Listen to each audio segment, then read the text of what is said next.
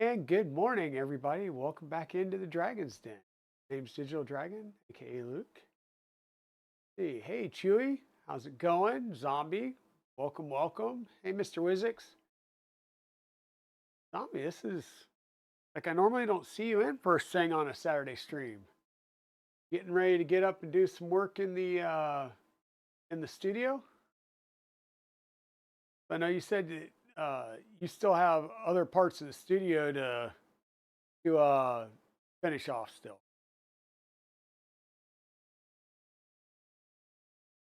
Actually, I should say, how cold is it up there? Because I know the last couple of days it's been pretty cold here in North Carolina, but we haven't got snow and all that good stuff. But I know that was heading up into the Northeast.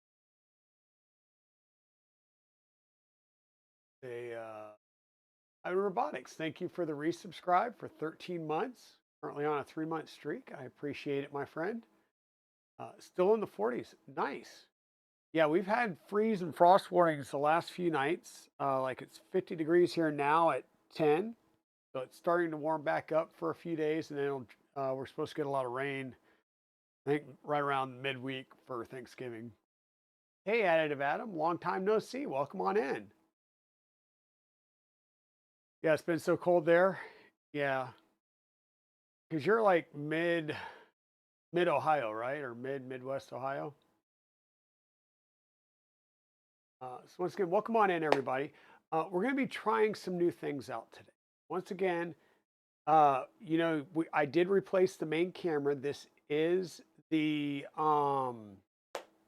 OBS Bot Tiny 2 camera that I'm working with right here in the middle, um, which works really well. It does have like zoom features, voice activated features, all that type of stuff. The bedside camera over here has been a Brio. Okay, that's interesting. What did it do that for? Oh, there we go. So this is a Brio 4K camera, right? So we've had a couple of Brio 4K cameras. One used to be the main, and that one was the one that was freezing recently again and giving me all kinds of issues. Um, what I was able to find out after doing multiple searches with different key terms, it's a firmware issue. I finally figured out how to actually do the firmware without loading up any other Logitech software, because as soon as you as soon as you install and open up any of the Logitech management software pieces, it it auto updates the firmware, and that was the issue. Is the camera that used to be the main camera over here had auto updated at one point when I had the Logitech software on there, trying to see if I could get better control using the Logitech software. And that was the issue. That was on newer firmware than this camera was. So I have since reverted the other camera, and this is now the Brio 4K camera that used to be over here at the main. So hopefully we'll be able to get some better, tighter shots as we're doing build stuff here, or at least it's going to look better on your screen because I'm seeing it like, that big on my monitor where you'll see it. So yeah, it's not completely borked. It was literally the firmware that's on the camera itself. So I was able to, I found the command to force the firmware upgrade, in this case, which was a downgrade, and that was able to get it squared away. So that camera is usable, I believe. Now, if this freezes again, I'm just going to pull it and say the hell with it. It won't go back on the Windows PC. I'll use it over on one of the Macs. Um, but for now, it seems to be working, so that's good.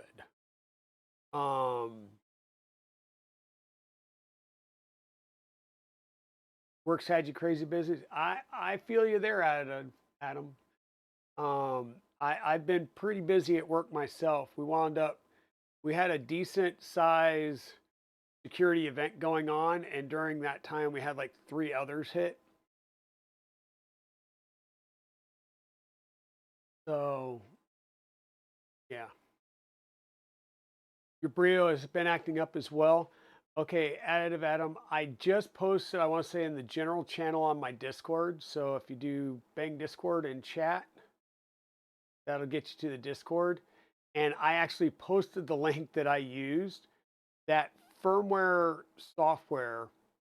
You download that link, you install that firmware software, and when you run it on your PC, you can actually use it to query the camera and make sure that you've unplug all but the camera that Brio that you're working with.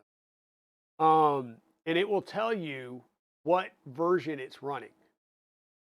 If it's running the higher version, like ends in .64 versus .56, then you'll want to go into the command line and run the tool via the command line, because you can put the -force flag, which will force it to do the firmware update, even though it says it's on a newer version, and it will downgrade it, and that should fix it.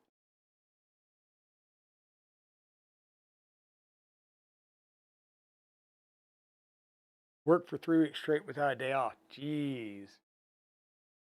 Hopefully you get overtime. Hey, Rittenhouse. Yeah, I get to have fun with, or all the fun with the security events. And hey, Rittenhouse. Funny you're here. Um, Yesterday evening, I came home from work, and Mrs. Dragon had obviously started cleaning some stuff, and I was looking at this one bench that we have um, in our living room area that we had built, and we set it up so that it's a multi-tiered like shelf, and the top shelf, or the top of it, we have like grow lamps, and that's where we grow our seedlings in the beginning of the year before we plant it out into the garden.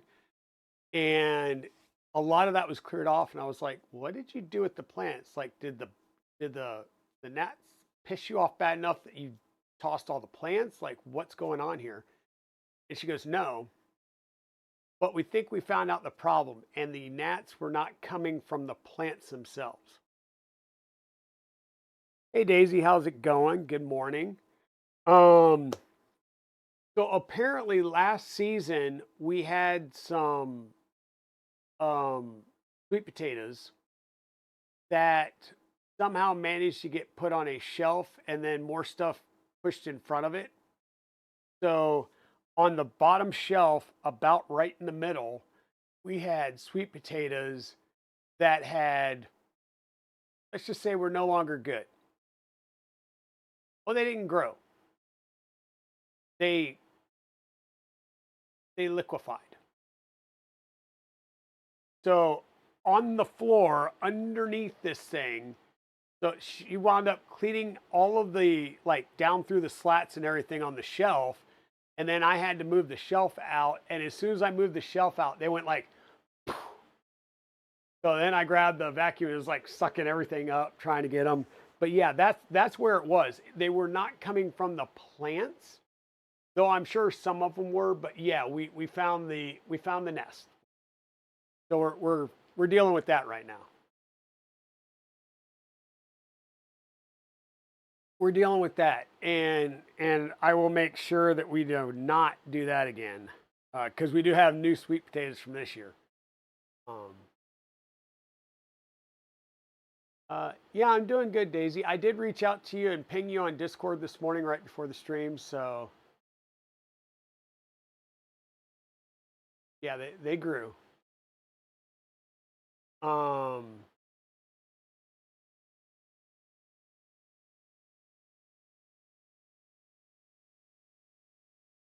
yeah, on their way to vodka, exactly.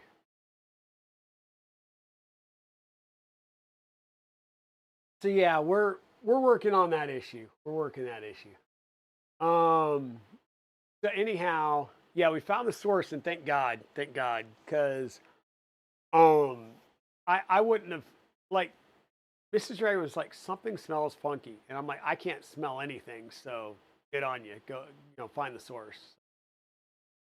Yeah, finding the source can be very frustrating. And that's why, we were pretty sure it was coming from the plants because that's where we were seeing everything was right around the plants. Because once again, this is at the bottom of the shelf and the top of the shelf has all of our house plants sitting there, so, um,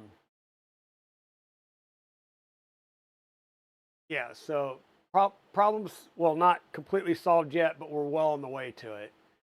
Um, yeah, and with that being said, um, today we've got our 2 cups of coffee to get started. Mrs. Dragon is going to be bringing us some more because we love our Dunkin'. This is our 3D print SOS mug, rolling with Black Rifle Company Tactisquatch, which is a medium roast. Gotta love my Black Rifle Coffee Company in the morning. So cheers, everybody. On the last stream, we sort of finished up with the printer at the gantry, right? We've got the y-axis added into the printer. It's properly aligned. And we've got our X gantry going. And we had an issue with the belt tensioner. So I did get that printed out. But before I bring this back up to the table, we're going to look at the Y build plate. Which one I want? Because we were working on the Y carriage plate, and we got a few screws in here.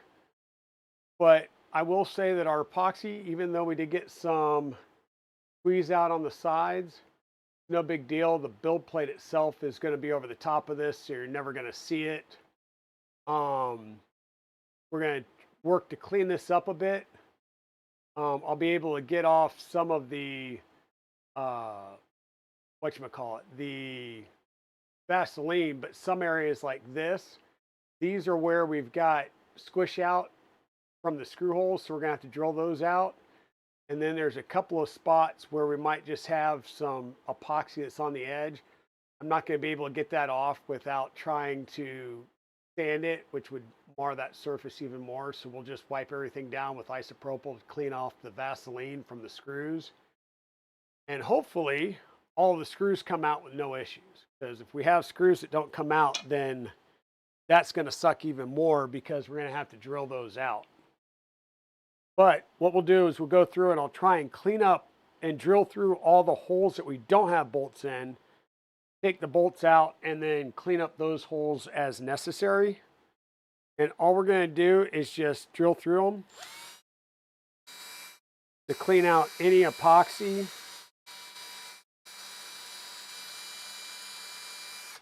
And that's why I have a towel down here. And like I said, we're just trying to clear out any of the epoxy that got squished between the plates into the holes.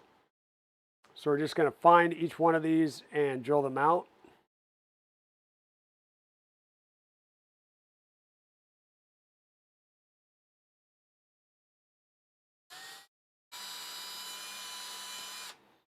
Try and keep as straight up and down through here as we can. And once again, knowing that some of these are going to be even more fun because of the epoxy that's filled them in some.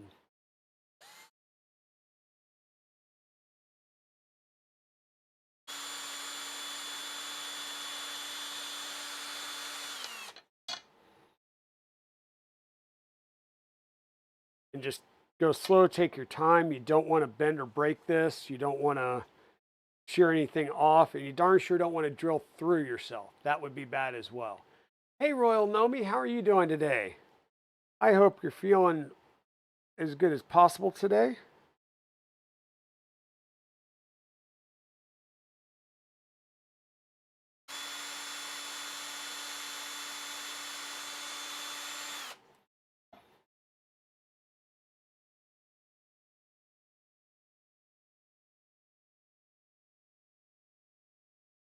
We are cleaning up our build plate here.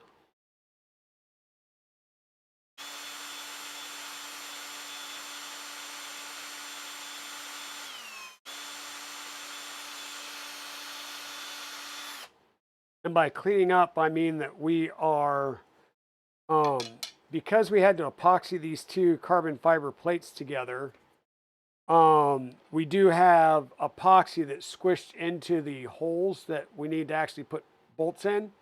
So we're going through and just running a drill through all the currently exposed holes.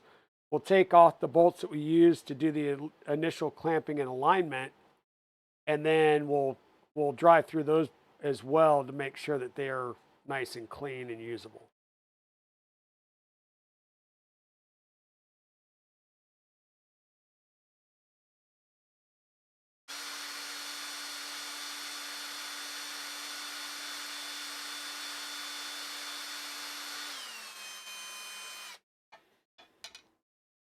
And when we put these together, we put them together with a JB Weld high temp epoxy.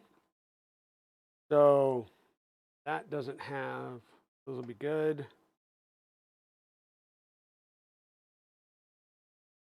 We did that one. We did this one. This one.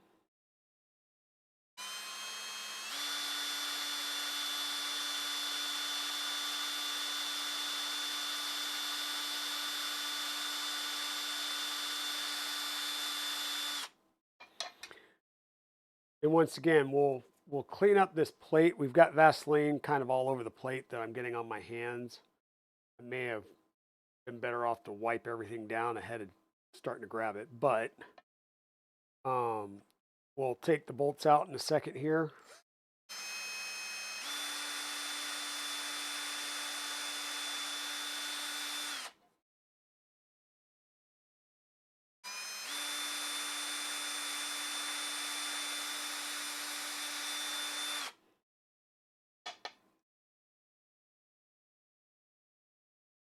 Yeah, I think that's all of them before we start taking the bolts out.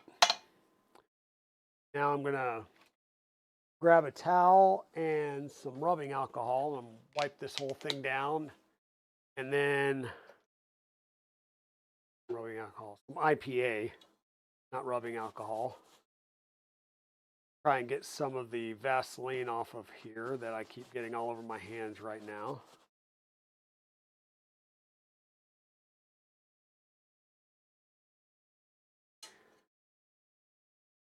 Then we'll take the screws out, do another wipe down, and then we'll drill out those screw holes if need be.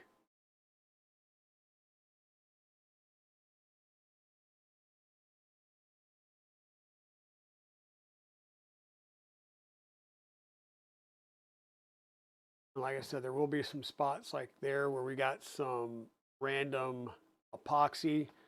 I'm not going to be able to get off that random epoxy without sanding down the entire face, and I'm just not going to do that. I don't think it's needed, warranted, or any of that thing. Now the moment of truth, where we get to see how many of our screws we have now melded into our part, or if we got enough Vaseline on them.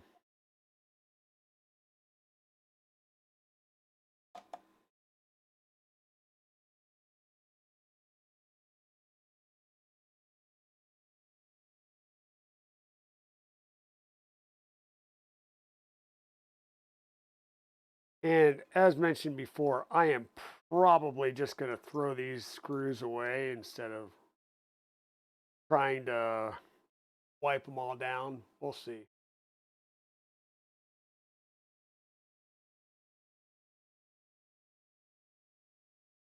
Tired, but pretending that you're full of energy. Well, that's good.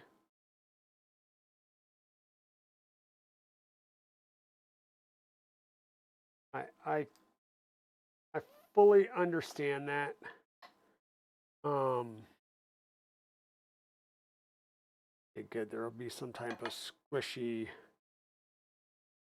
stuff around these that'll let me know which ones I need to run a drill through still.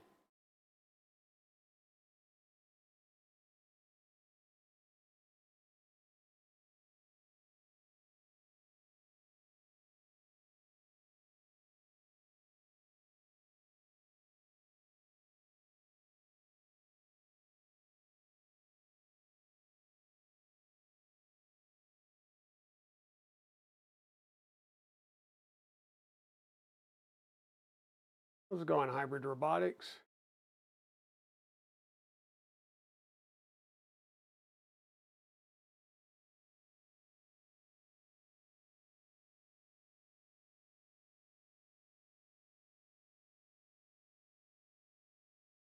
Whoops.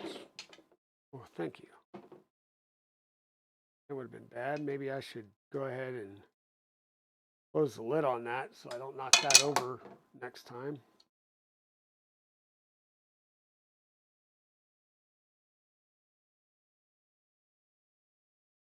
But yeah, I hope everybody's weekend has started off well. We know it's going to be a short week, but a long next weekend with the holiday and everything. Hopefully, if anybody's got travel plans, that everything goes well and you don't get delays or anything. For those of you that are traveling on the road, please, please, please be safe. And if you got kids or away that are coming home for the holidays, please remind them there is no need to drive 20 plus hours in one setting just to get there. But if they arrive safe, then not at all. I was one of those kids back in the day that would do that, and I'm still amazed that I have survived to the ripe old age that I have for doing stupid things like that.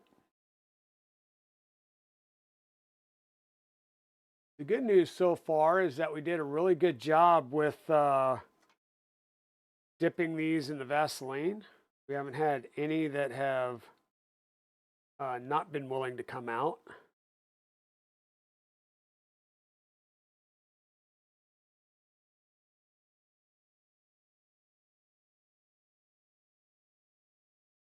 That's good so far.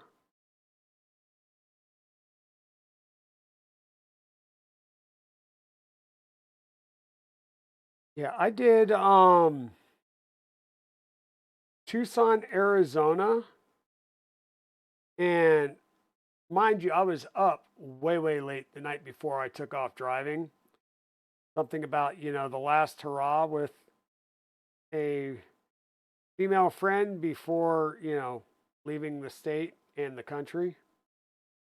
And yeah, let's just say was not a very good idea, but I drove 23 and a half hours straight and I finally stopped. And the reason I stopped was because I missed an exit and had gone like 10 miles the wrong way before I realized it. You know, and probably not a good thing. Not a good thing. So we did pull over and stop at a rest area for a while and catch some. Or no, actually, I think we actually stopped at a hotel.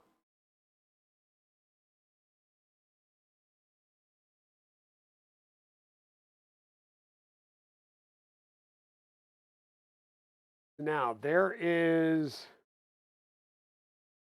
I'll say, a small ring of goop around each one of these, and that's going to help me know which ones I need to drill out. But what I'm going to do is one at a time. I'm going to clean them off, drill it out. That way I can easily tell which is which.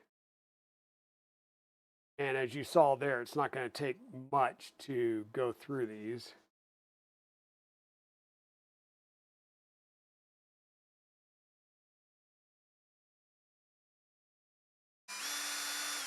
Because thanks to our Vaseline, we're really not getting much in the screw hole here. So we're just really reaming these screws out to the final size.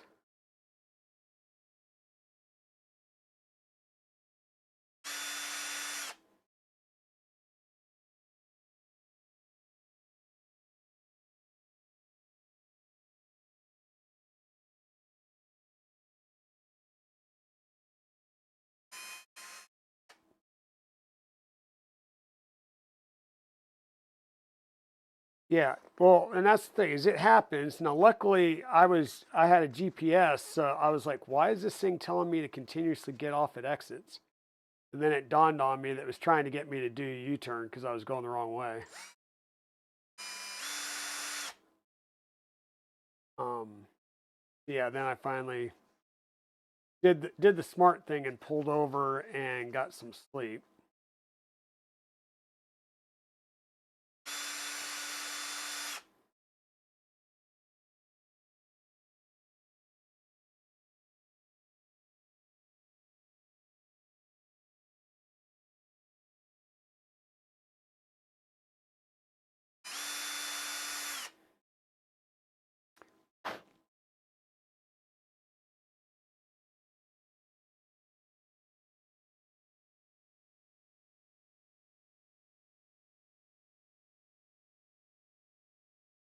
Getting there, folks.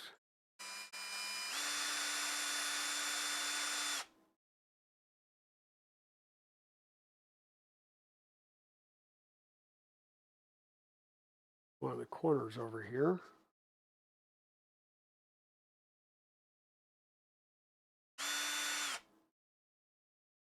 And finally, the last center gooped up hole.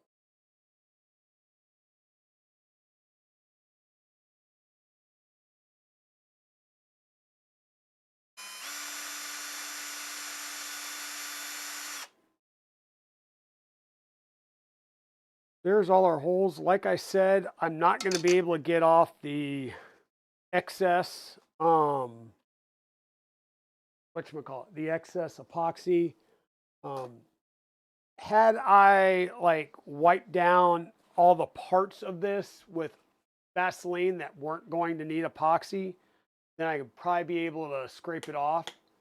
But yeah.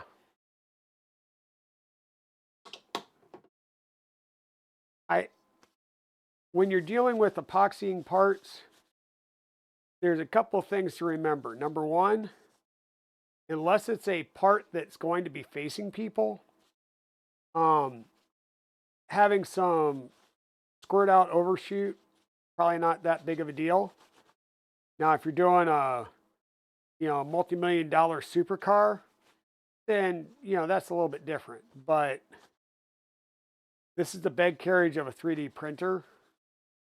It's going to have another part over the top of it, so you're not going to see any of the squirt out underneath here. So put your time and your effort where it's going to matter most and not where it's going to matter least.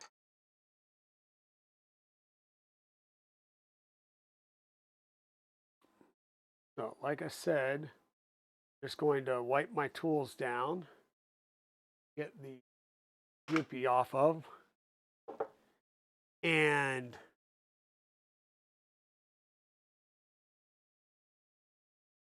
I'm just going to take this hardware and toss it.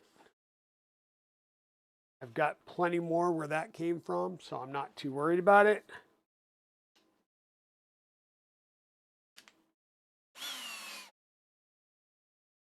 GPS is your evil sibling. Yeah. Now, mind you, GPS is a lot better than it used to be.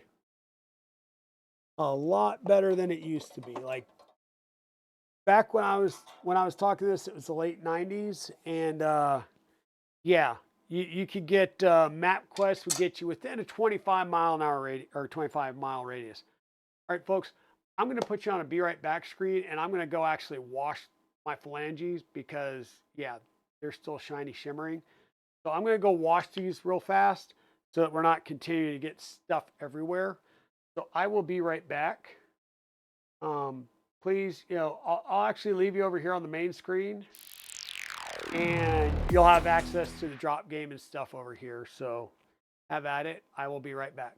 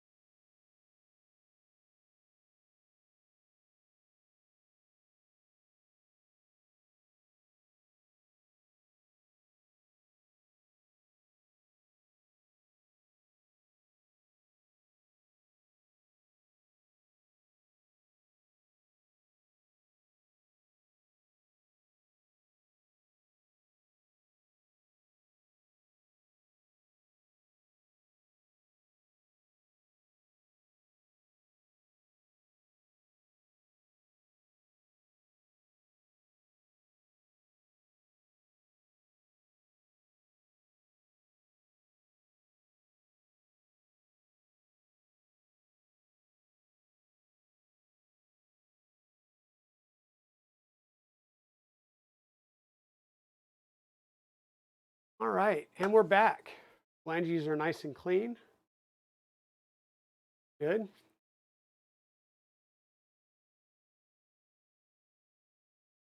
And let's see, get our manual up here.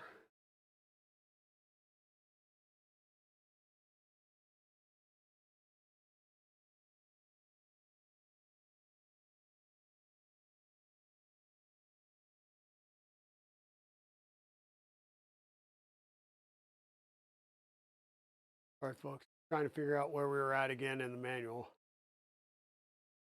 Okay. I'm going to take our build plate, just scoot it off to the side for the moment.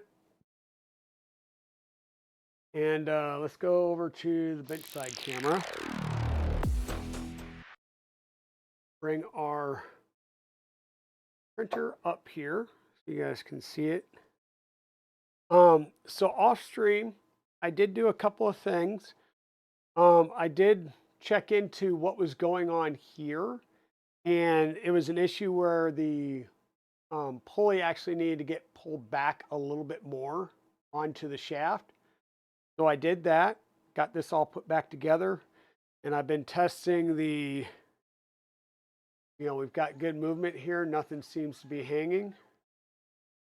But we did snap this piece here. So we need to take this screw out.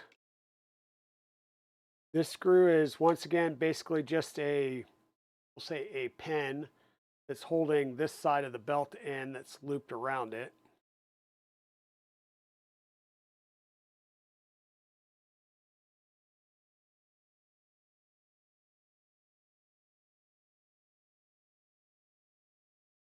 So we'll take that out, which will enable us to pull the belt out. Okay. We're going to grab the newly printed piece. Same part, just newly printed. And the belt is going to go through this gap right here at what would be the top of this gap. And we're going to feed that belt in. All we did was we took a length of belt, squished it onto each other so that the teeth are interlocking. And then we push it into this part.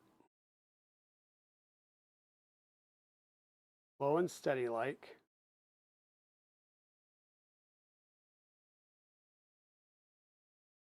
Until we see the belt come into this hole.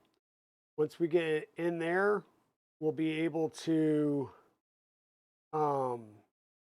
hook it with one of our Allen wrenches and pull it the rest of the way in and open up the gap so that we can put the screw back in.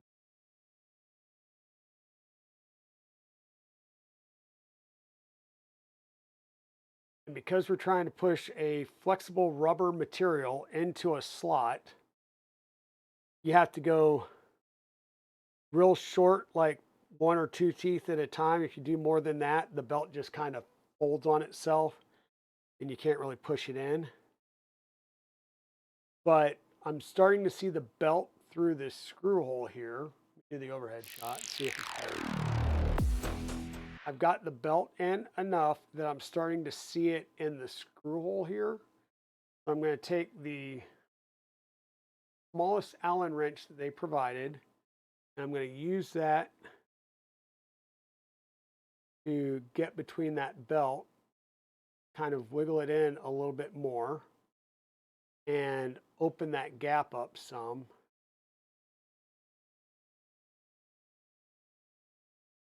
So that I can now take my screw and put it back down in there.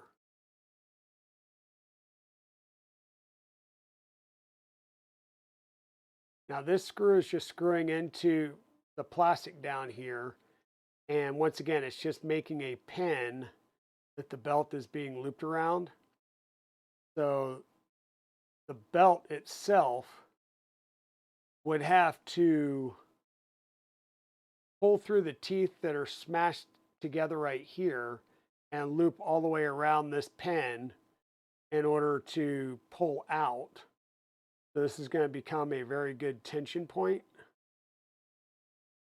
and that belt's not coming out, right? Um, you, you stand a better chance of the belt flat out breaking than pulling out of this mechanism here. This is a very, very sturdy mechanism. Then on the other side, our belt, which is looped around coming back in, right? We're going to have a little piece, and this has the serrations on one side. So the belt's going to interlink in this. The part that has the M3 heat set insert, this is a long insert, so it comes down to about right there. This is going to be facing towards me, and it's going to go in with the belt underneath it like this. This screw comes in from this side and we'll pull it tight. Now, when we did this the last time, we actually wound up cracking a part, and I'll show you that on the other part here. So once again, that tension piece comes in here, the screw comes in from this side right above the belt, and it starts pulling it in. And right here is where we split that part right along a layer line. So hopefully we don't have an issue here doing it this time. And we're going to take this, once again, the heat set insert is coming towards this side. And I'm going to lay this in here. I'm going to give it like 2 teeth because I think I cut the belt a little bit shorter than it needed to be. No, I'll put it at the right spot.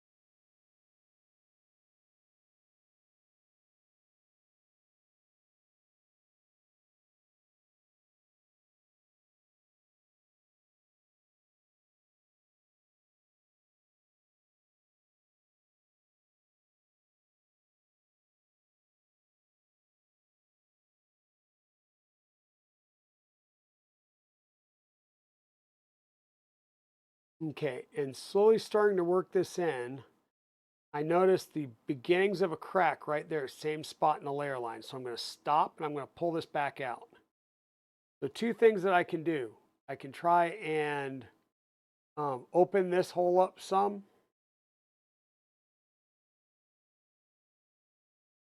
Or I can try and shade this down some. Now, seeing as how this is a serrated edge and this is the other edge, there's not much meat there that I can file down before I get into that heat set insert, which is going to give me problems.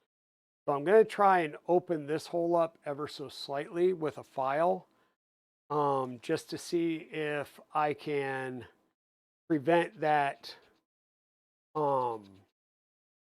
opening from getting any worse.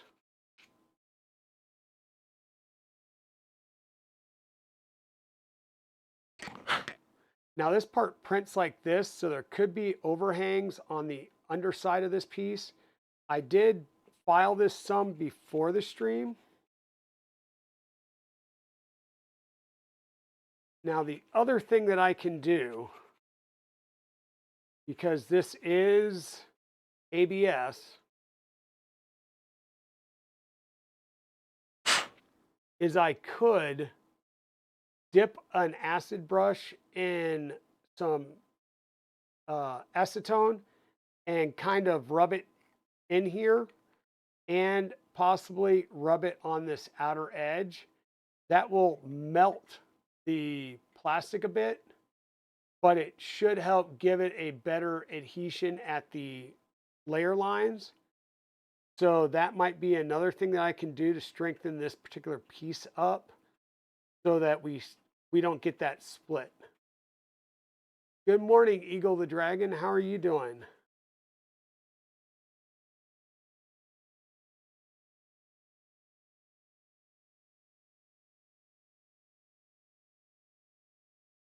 So yeah, I'm just going to go ahead and do what I can to open this hole up.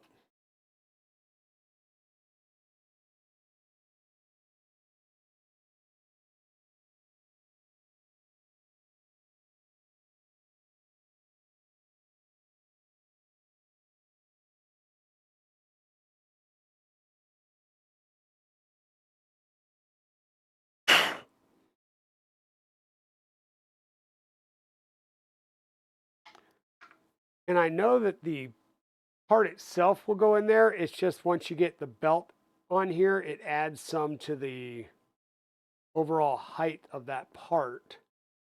And that's what's making it really tight to get it in the hole here, and thus starts to split it open.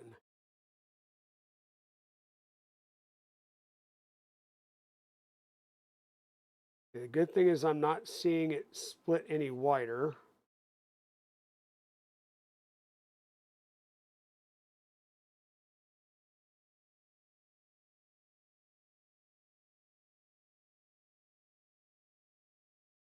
And see, that's a little disconcerting. That's not going to, I'm not going to have the distance to make up this amount of black here. I don't know if you guys can see, but there's a pretty big healthy loop here. If I do it like this, you'll probably be able to see, right? I'm not going to be able to make up that because this is almost fully in there. I'm going to try and pull it back out, and I'm going to need to cut some teeth off here. I don't want to cut too many at a time, but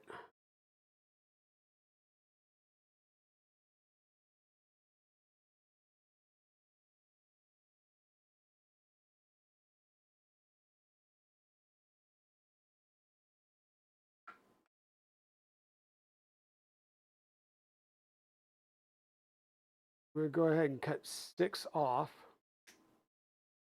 So not that much length, but because it's going around a loop, it's going to basically be double this amount that we just took off. And where'd my little piece go?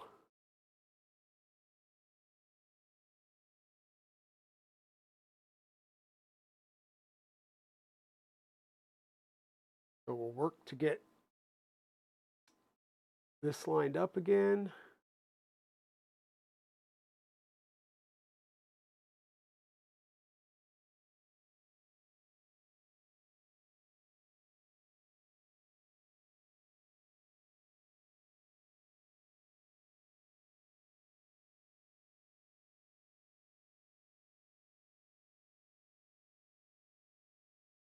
Okay, better, but that's still not going to do it. So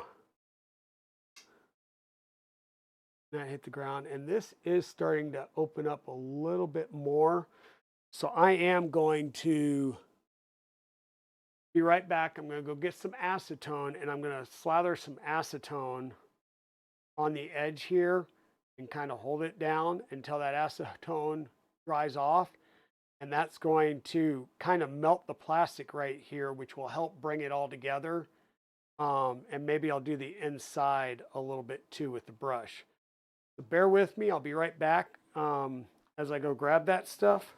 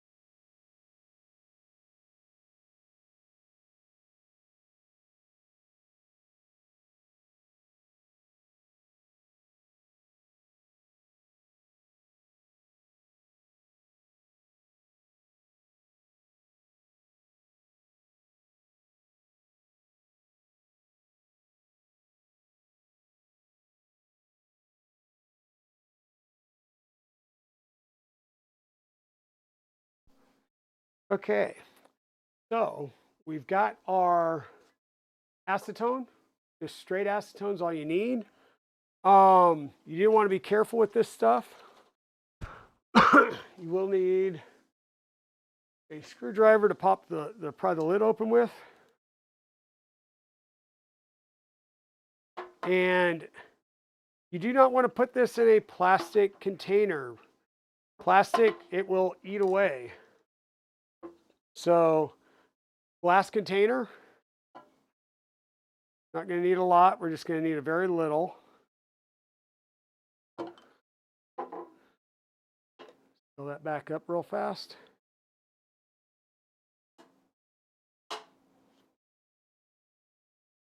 Acid brush. We have very little in here, right? Just very little.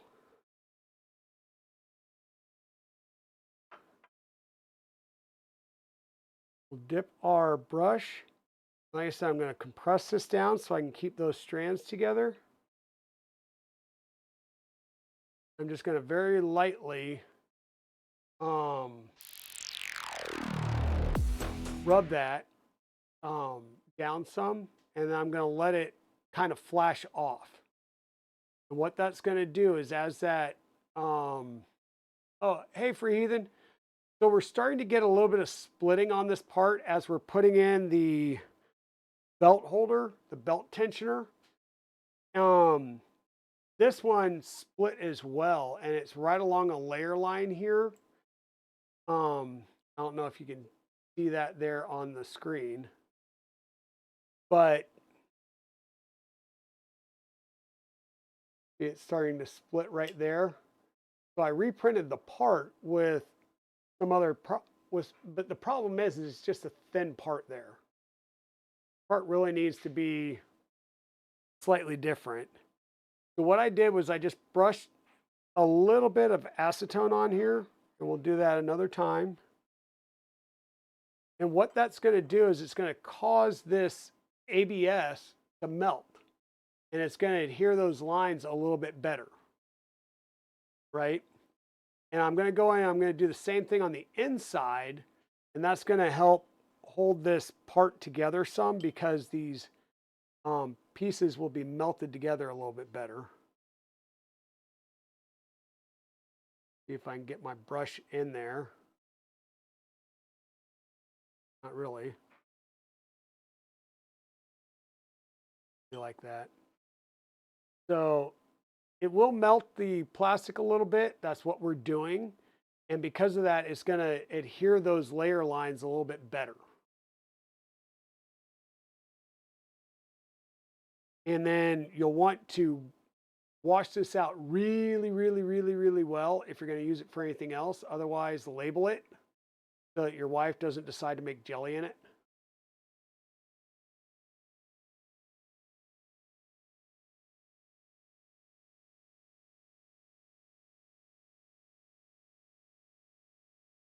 You've been watching classic James Bond. Okay.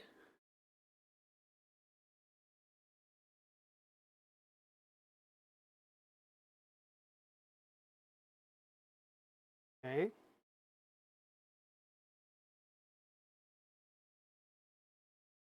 So that should help. We'll let that sit for just a couple of more seconds. And we needed to cut another few teeth off of here.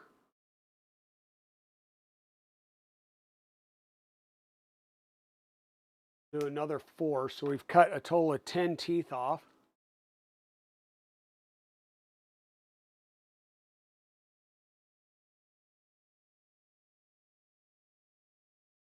Oh, by the way, hey, Eagle. I know I said hi earlier, but your sister just walked upstairs, so I figured I'd say hi again so that you knew that she brought me my additional coffee. So we've got our NX. Okay, glazed chocolate cake and glazed donuts. Really? They're putting a tag now? Yeah. No chocolate. Just standard. We just got some standards. That's good.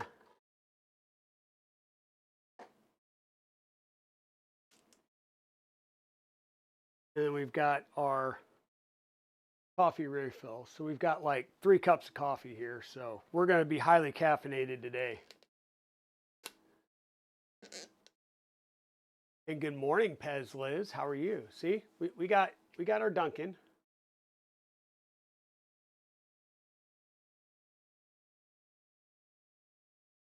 Sharing is caring. That is right. Sharing is caring.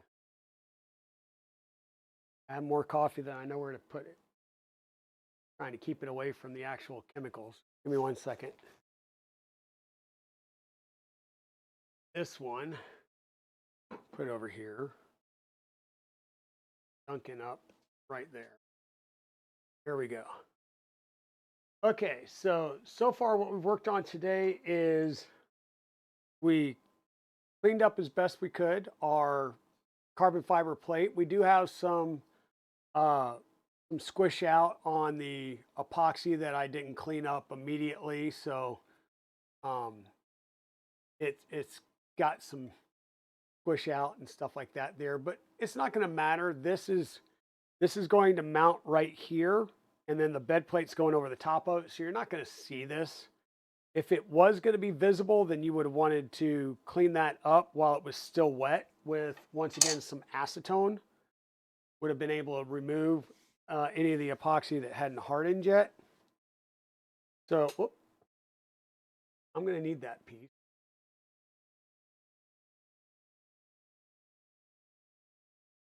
I'm going to need this piece. Okay. So once again, on this piece, you've got the hole, and then the other side has the heat set. The heat set needs to be facing me. We're going to line the teeth up on the toothed edge here, like that. We're going to bring this part over. We're going to start sliding it in by hand.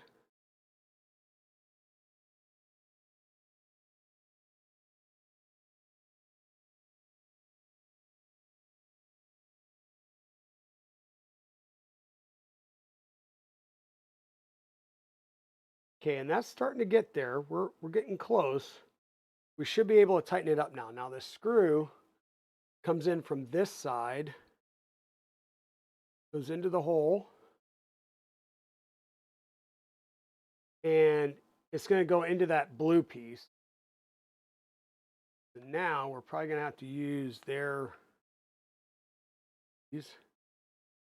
to work on screwing this into that heat set insert all the way over here, which will start pulling it in.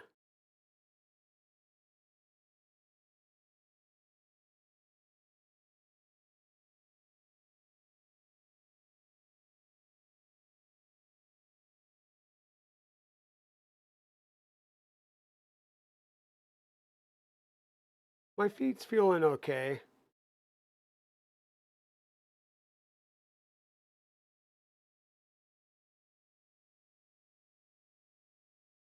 Yeah, that's coming inside.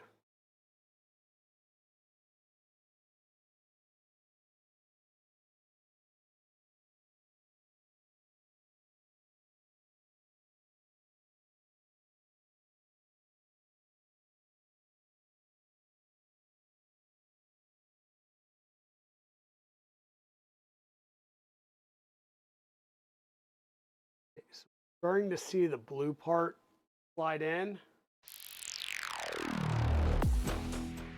We're a little loose there.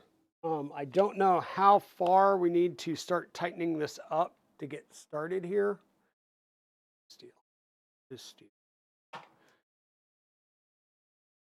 But the little blue piece is starting to go in, and you can see that we're getting a little more tension to the belt. Right, it's not hanging down as much, not as floppy.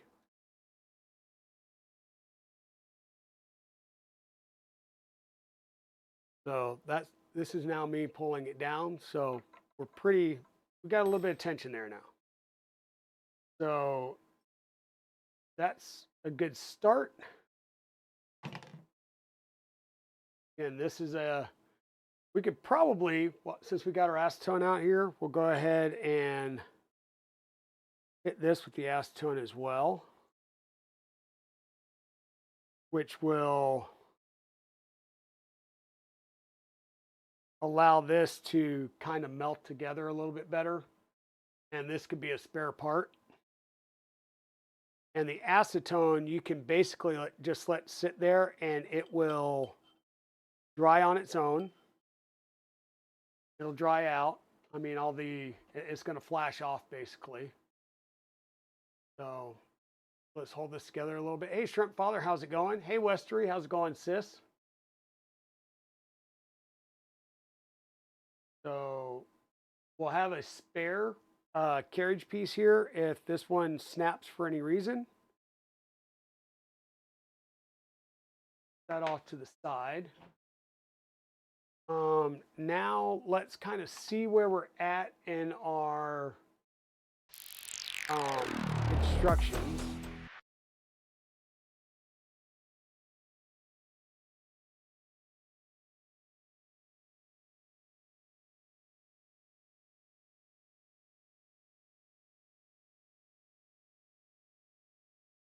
Oh, you went and saw Wicked last night. How was that, Westery? I have not seen that or looked. Well, I've seen the commercials and stuff for it, but I haven't like watched the movie. So where we last left off, we have this here.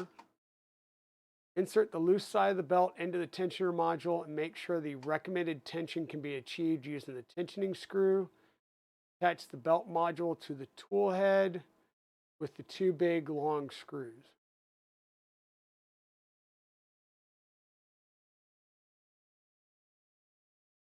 I haven't built the tool head yet.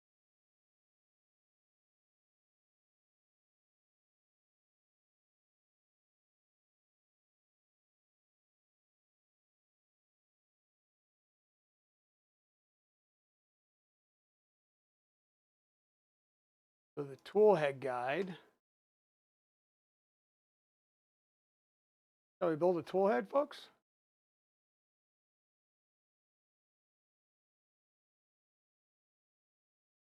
Awesome.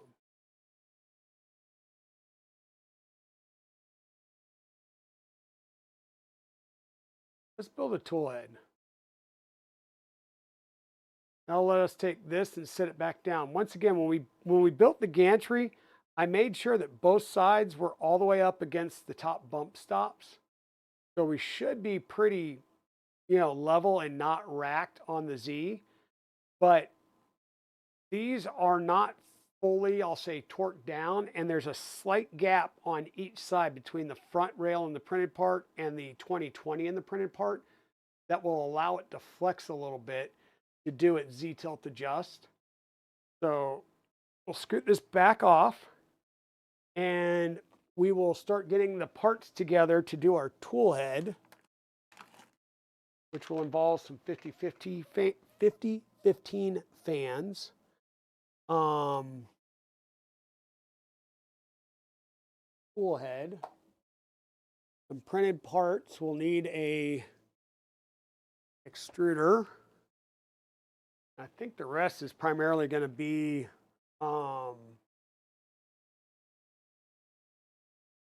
the actual cooling fan as well. I think the rest is going to be screws, bits, and bobs. And I am going to sit down for a moment to get the pressure off of the foot.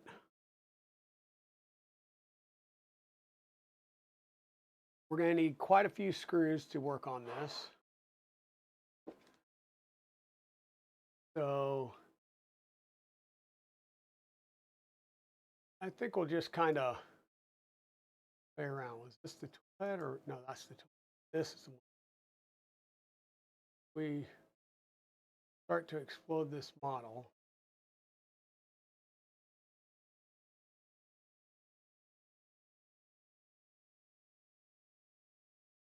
A lot of complicated stuff in here. Looks like. We'll follow through and get it figured out. We can get all of the parts laid out. Do I have a piece of paper towel? Nope. Grab a piece of paper towel.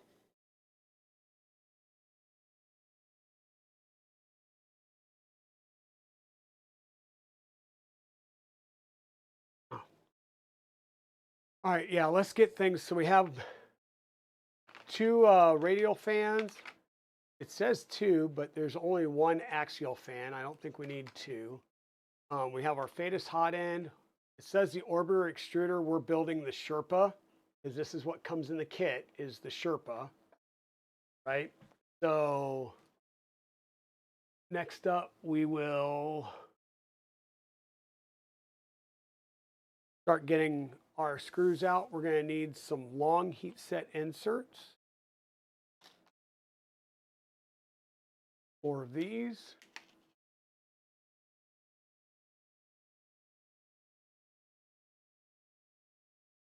We'll need 4 heat set inserts.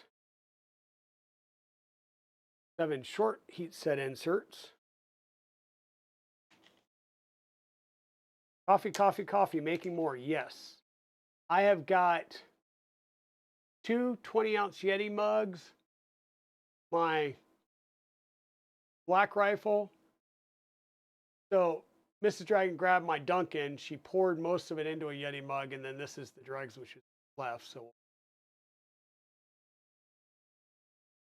continuing to finish off the stuff that's in the open air now that's going to cool faster than the stuff in the Yeti mugs.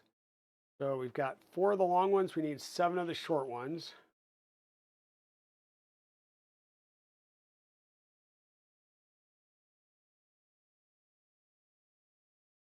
Four and 7.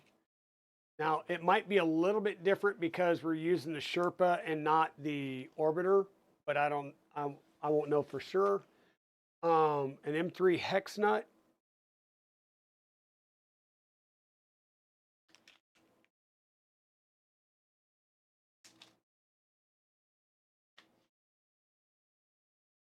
Here's the M3 hex nut. M3 by 12 button head.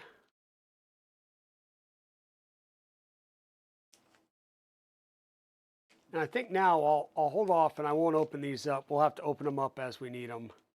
Because otherwise I'm going to have like 12, 16, 20 and various ones, and I'm going to get confused. We'll figure it out.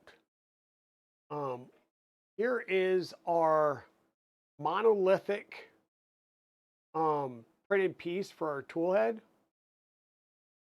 So lots of stuff going on here. But I'm assured that everything will go in here. Looks like we're going to need short coming in from the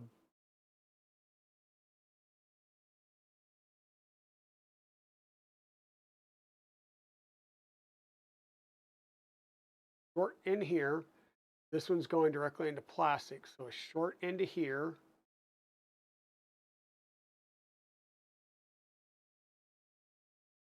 Short, short, 4 shorts. So there's 4, 5, 6, 7. There's the 7 shorts. May the shorts be with you. Okay, so let's get our heat press insert tool up here, and we will start getting our heat presses in. Inserts pressed in.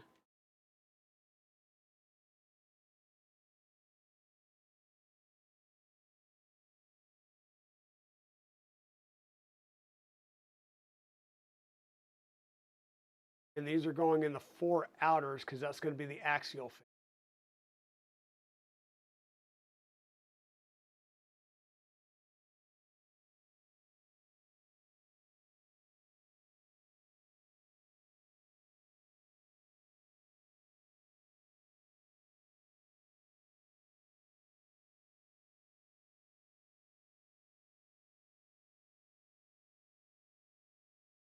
That's good.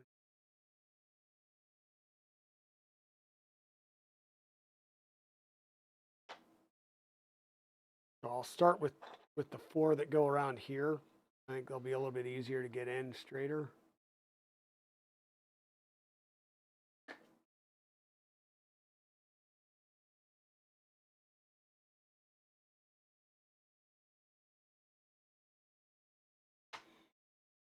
And once again, these are going to be, these front four are being used to mount the axial fan, so the hot end cooling fan.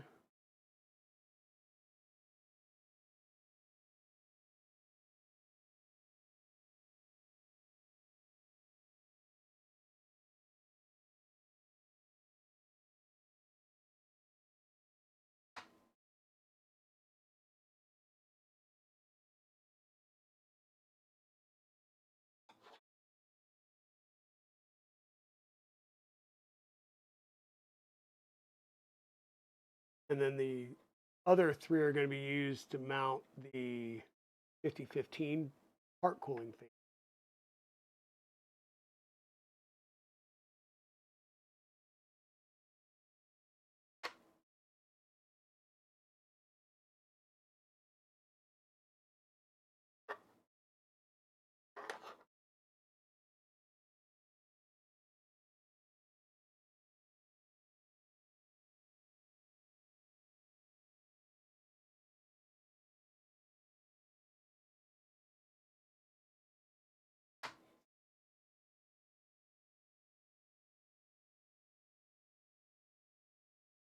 Oh yeah.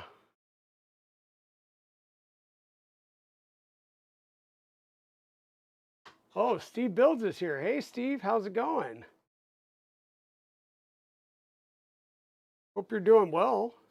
Yeah, and how was Frankfurt and the rest of Europe? Because you guys, like, I think you said you were going to the show, but your wife was going somewhere else, or doing like not doing the show, but just enjoying the country. So I spent 6 years in the Wiesbaden area, um, in the military, and also went to Frankfurt several times and Ramstein, Stuttgart, various other places.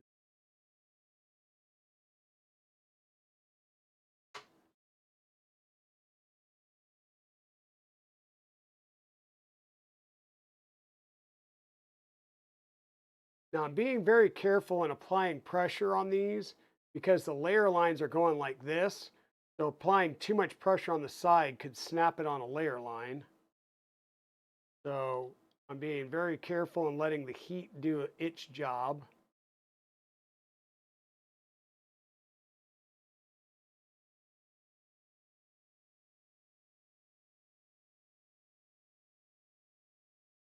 Yeah, I hope you took some pictures that you could post up of like the scenery and some of the castles and stuff like that.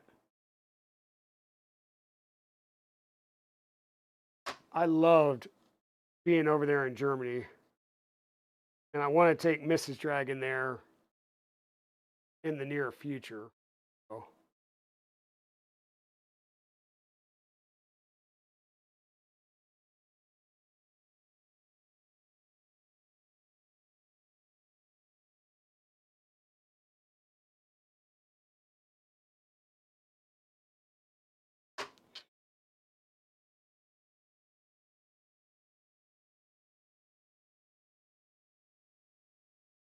okay. So all of the short heat sets are now in. We've got the 4 for the fan, 2 for this side, 1 on this side. This side's going to go through and have a nut on the other side, so that'll be good. Um, Now for the long heat sets, there's going to be 2 coming down through the top, and that's going to be the mounting bracket for the extruder. So we'll get these 2 going. We got to be careful because this is kind of close to other printed parts, so we need to make sure that we don't melt the 5015 wing trying to get these in.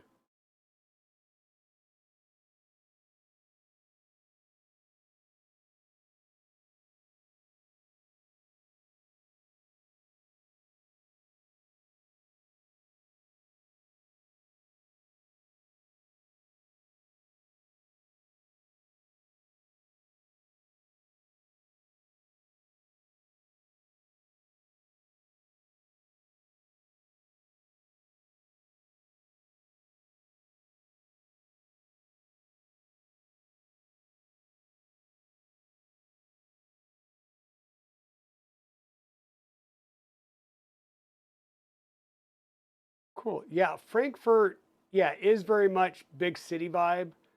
Um, I mean, that's where I originally came into country, and that's where I had a lot of stuff until they shut down, what was it, Ron Mine Air Base in Frankfurt? And then all my stuff went through like Ramstein and Stuttgart. Really weird. Because all the Air Force stuff was out of Ramstein, but the organization I worked for was based out of Stuttgart. There's two. We've got two more left, and these two appear to be these screws here. And these two screws are these holes right down here. And it shows going in from this side where there's no easy way to do that because the fan juts out over the top of them. So this is going to be one of those playing the angles thing. That, and it's probably going to be wise to um, have a screw to use to help pull this down straight. So we're going to get a screw in the screw started on the heat set insert.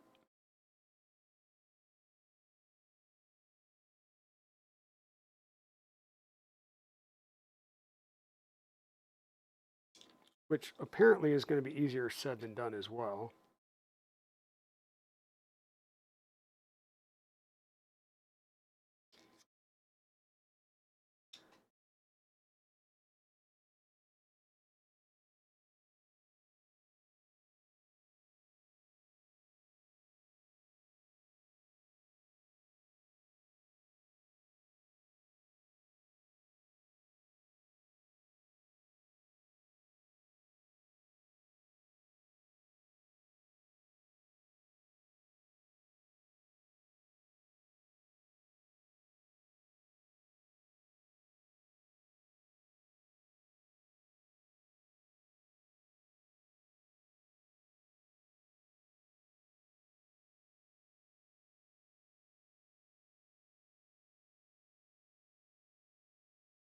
Okay. So coming in at an angle, apply heat.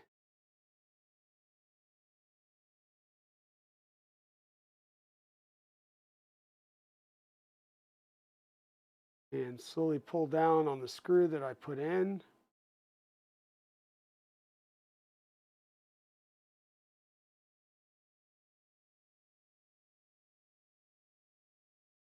Melt the side of the part real nicely because, you know,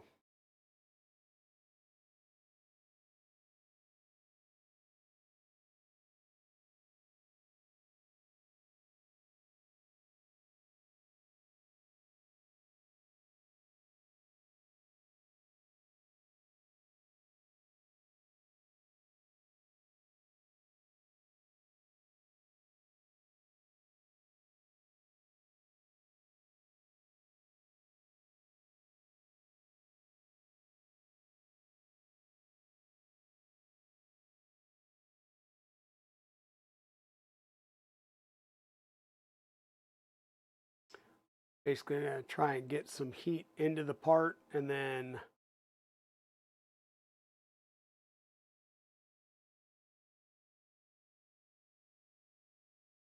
use the screw to pull it straight through.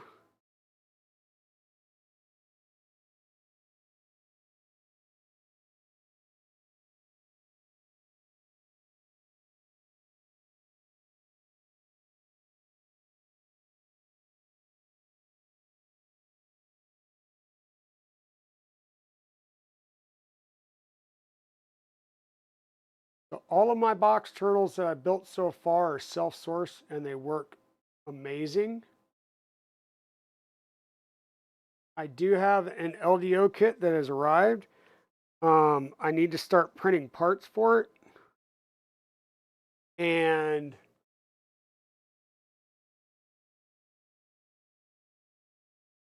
start the build process.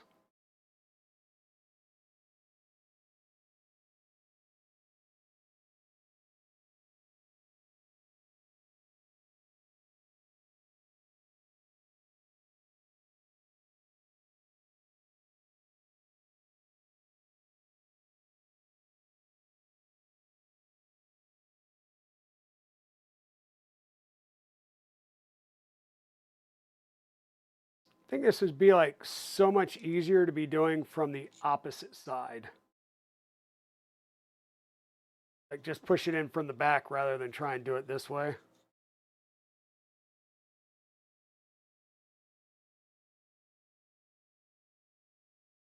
Maybe try and find a screw that's not as long.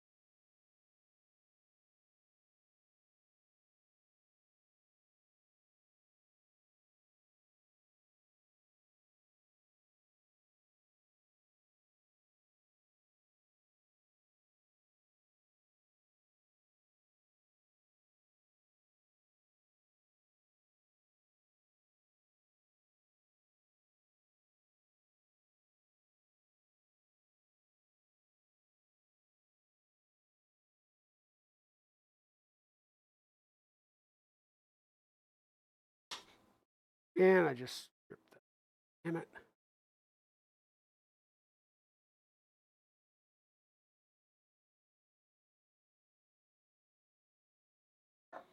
Yeah, this is going to be a fun heat set to try and get in this way.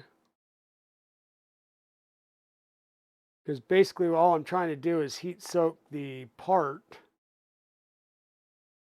or the not the part, but the heat set, and then press it down in there.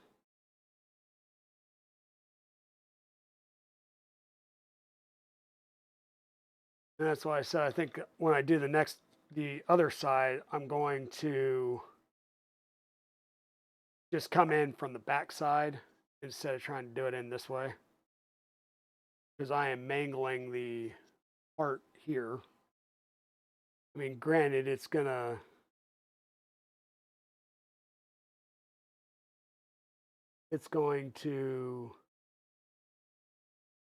have a fan over the top of it, but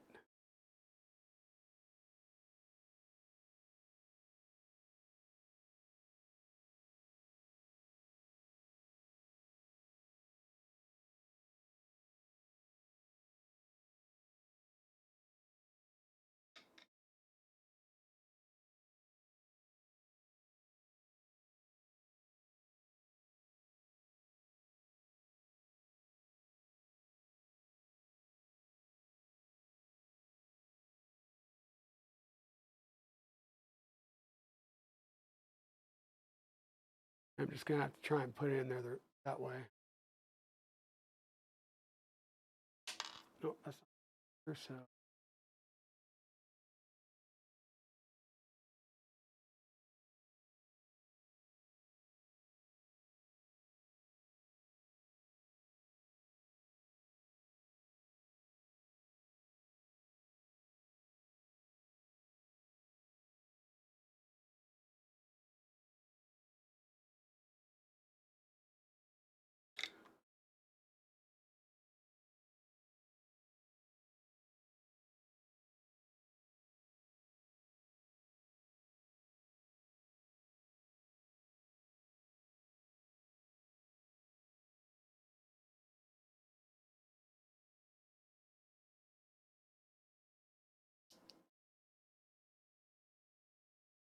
Okay.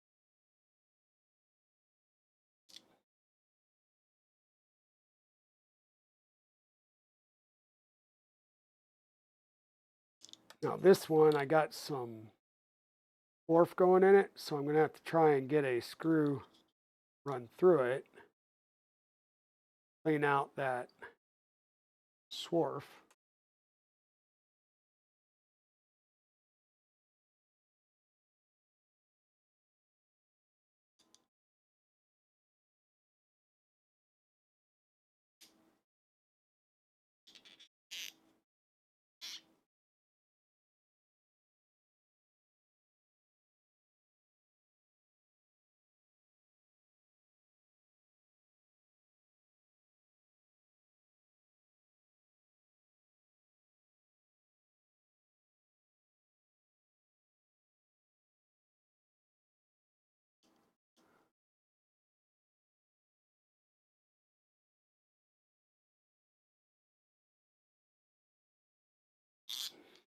And I know why they did this, because doing it this way, it has to pull the heat set fully through the part. But the problem is trying to get it aligned, because you're going to be putting a pretty long screw through the that back piece that we just put on the belt tensioner, or actually the belt tensioner will be attaching where these screw mounts are. So pretty imperative that they're straight. And by putting them in through the front side, it would have to pull it all the way through the printed part to pull out. So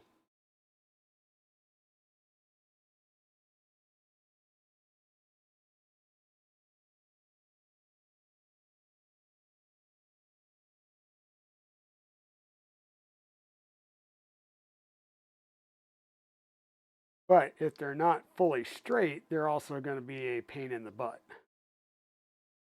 So we got that going for us as well. And I'm not sure if these are 100% straight in there.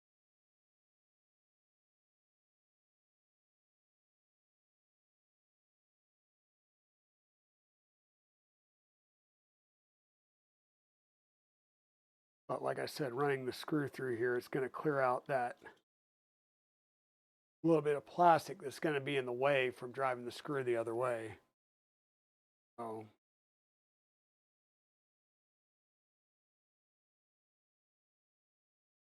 yeah, I hope you're doing good, Steve. Hope Smurf was a really good show. Hopefully I'll be able to make it in one of the coming years here.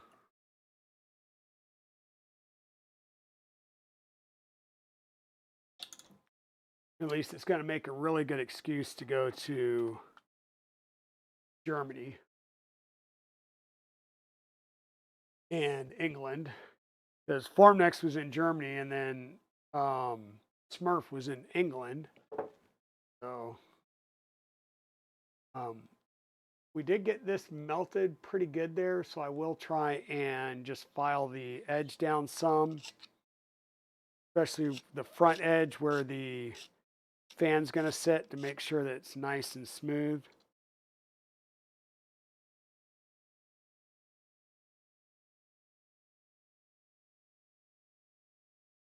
Once again, we're going to know that we melted this. Nobody else will know that we melted it unless they watch the stream, because it's going to have a fan over the top of it, so you won't notice it. So that's good. I think we've got our heat sets in.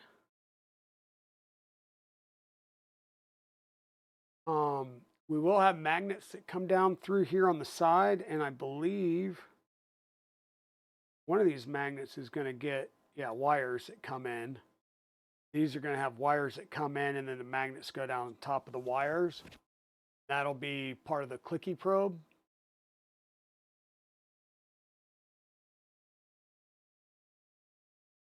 So the heat insert in this location has to be done with the iron sideways at 90 degrees. Yeah, we didn't do that. We kind of went from the top, but we got it done. Hey, look, Toolhead assembly video. Hey, look, a video that doesn't work unless I refresh.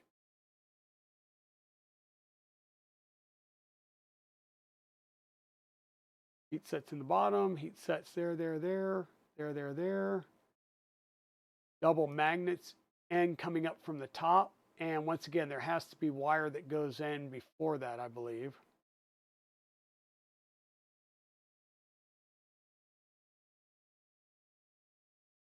There's 2 short screws here, 2 long screws at the top. That's mounting it to the rail. So shows us mounting it to the rail using 2 short and 2 long.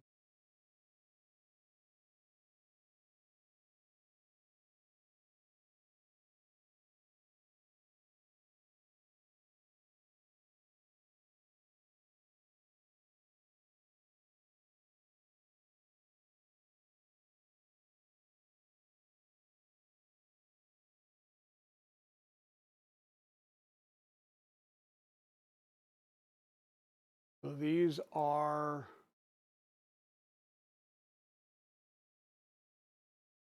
M3 by 8s at the bottom, button heads, and M3 by 40 button heads at the top. So M3 by 8 button heads and M3 by 40 button heads.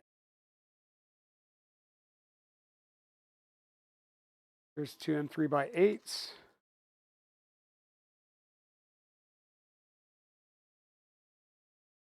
'40s. Leave for Smurf in 11 days. There you go.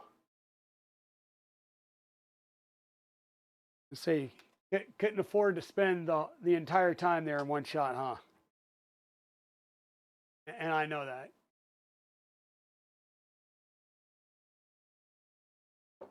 It is Saturday, Timor. That it is. We're going to move a couple of these things off the side there, because we're going to need to bring the printer back up here to do the install of these components.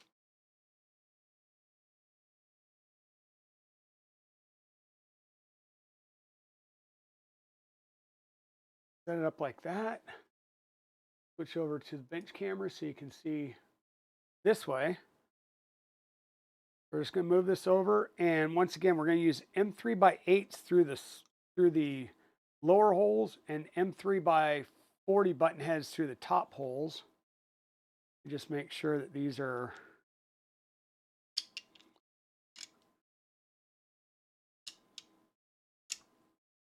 good to go, because getting the small ones in here are going to be fun.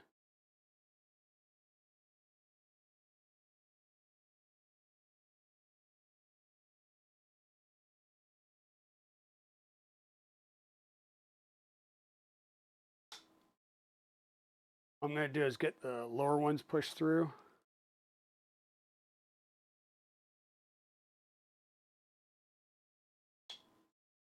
Okay, and then I'll be able to use the key to do these. And once again, because of the speed here,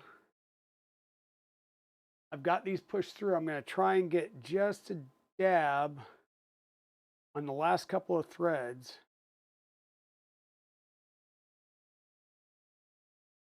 So we'll at least have a couple of these that are tied in.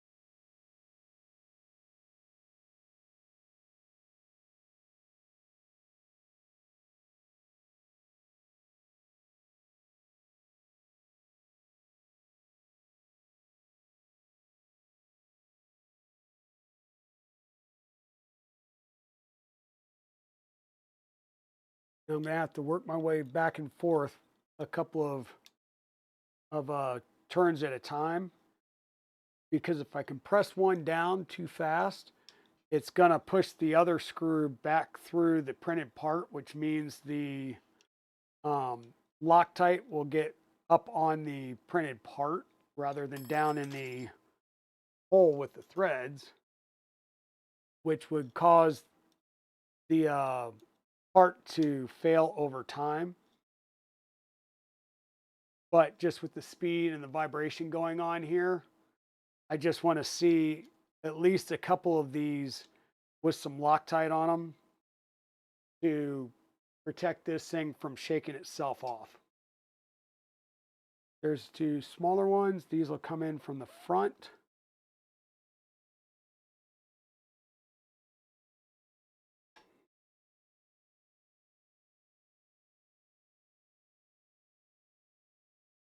A full month off work is a bit much. Yep.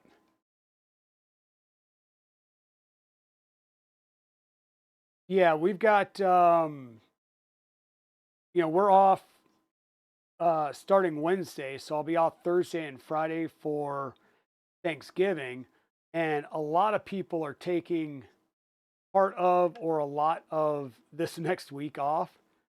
So it's like, yeah, I just really needed to, I could probably do the same thing, but there's a lot of stuff going on at work right now. So I think having the time to get some stuff done when there's not a lot of people in the office is probably not a bad thing.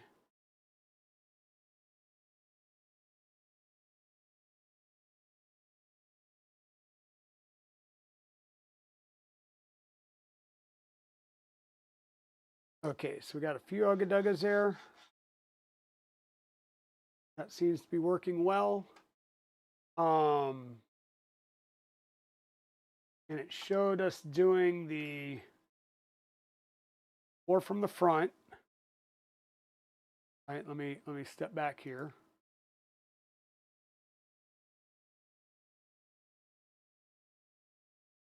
We put the heat sets in. Two small ones, two long ones. Then it wants us to mount our Rapido. So let's open this up. Or I'm sorry, not a Rapido. This is a ultra high flow Dragon, which also means if you really wanted to, you could probably put in a UHP Next G fiber, which is based on the same Dragon hole pattern.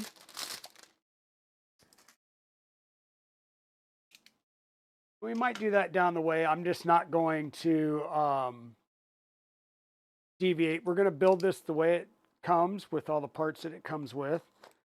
Maybe somewhere down the road we decide to swap out and upgrade, but we're going to have our Dragon ultra high flow hot end here. Right, so we'll take the silicone sock off. There's our Dragon ultra high flow. Thermistor one side, heater core on the other. So we're going to need to put those in as well as select our nozzle. It should come with a 0.4 and a 0.6 nozzle. I'm going to go ahead and put the 0.4 in here because this is a smaller build volume. There's no need to put a 0.6 in there.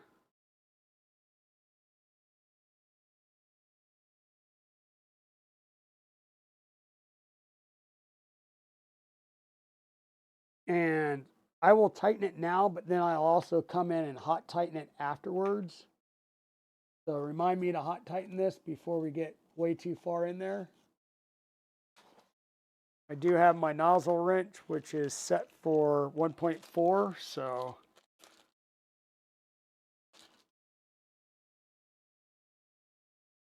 it's that one, and I believe this is the 6 mil.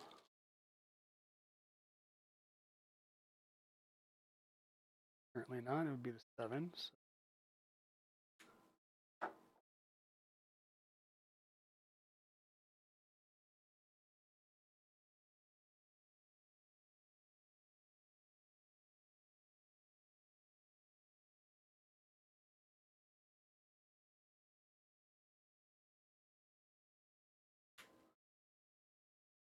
So this just gets us an initial tightening. And then once again, we'll hot tighten this as well down the road. The last thing you want is to have your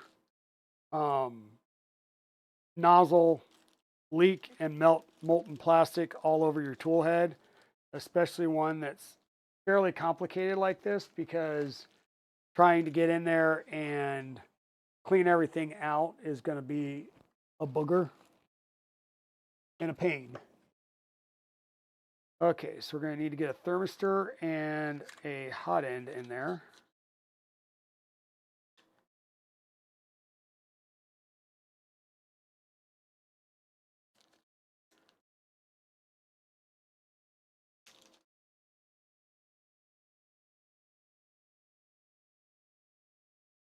And wrenches and the screws for it. I'll call it. Do we not have?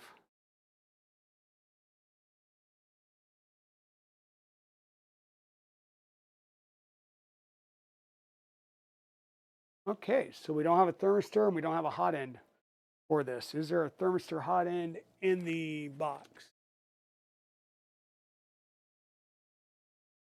Not there, not there, not there. No. ETFE tube. ETFE tubes, mounting hardware. There we go. Thermistor and hot end are separate in the box.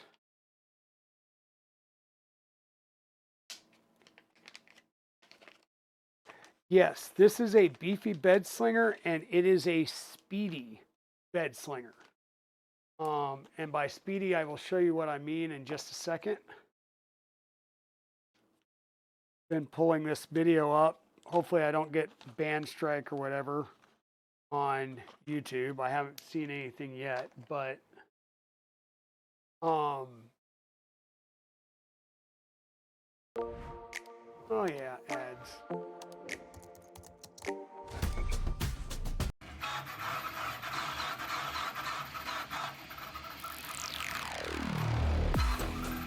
So this is the LH Stinger at 1,000 millimeters per second and 30,000 acceleration.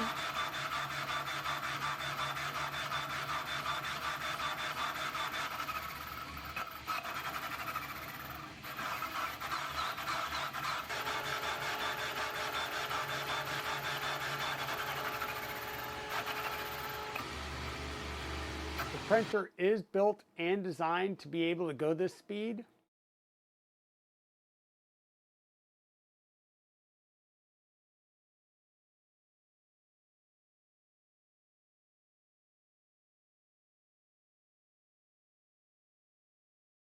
So, yeah. So here's our heater, already pre-crimped wire with our little, what is this? This is a XT30 UM. So this is a micro XT30 connector.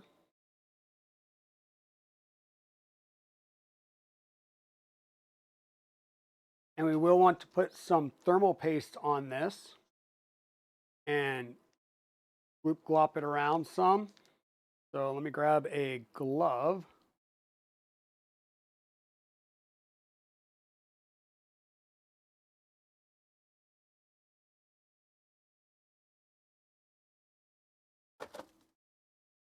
So we can spread this around some and not get it all over ourselves.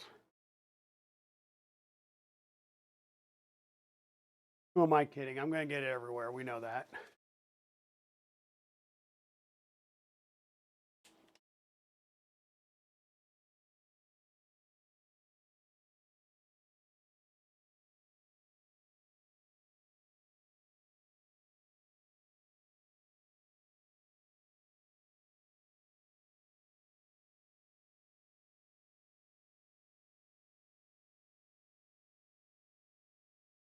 Squeeze some of this out on there, and we're just going to wipe it around. And I just figured I'd check real fast. This is a 40-watt heater. We just need a little thin layer of this, preferably all the way around. And this will give us good thermal conductivity. And that stuff will get every darn where. So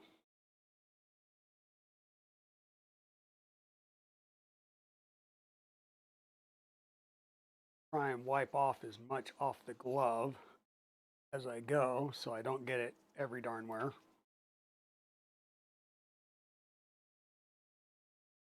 And this will come down on the heat side.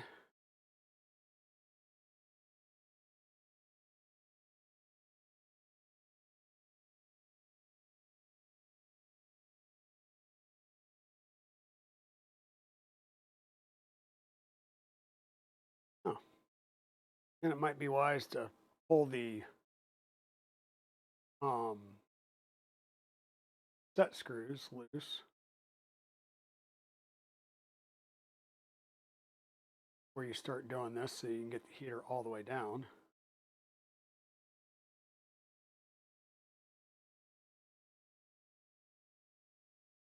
Once you get the heater fully seated, we'll redo these two set screws.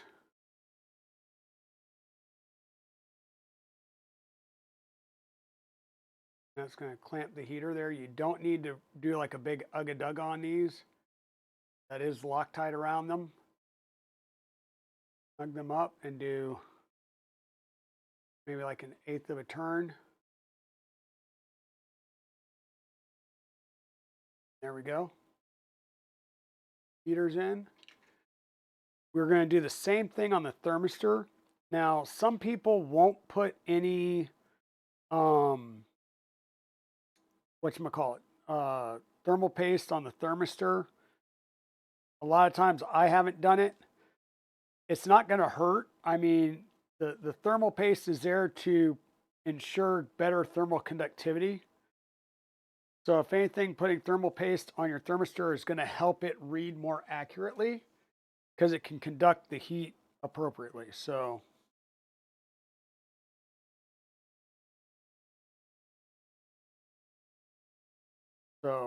same thing, little bit of the thermal paste out here on this. Small bead, you don't need a ton. And just wipe it around to get a thin layer all the way around it.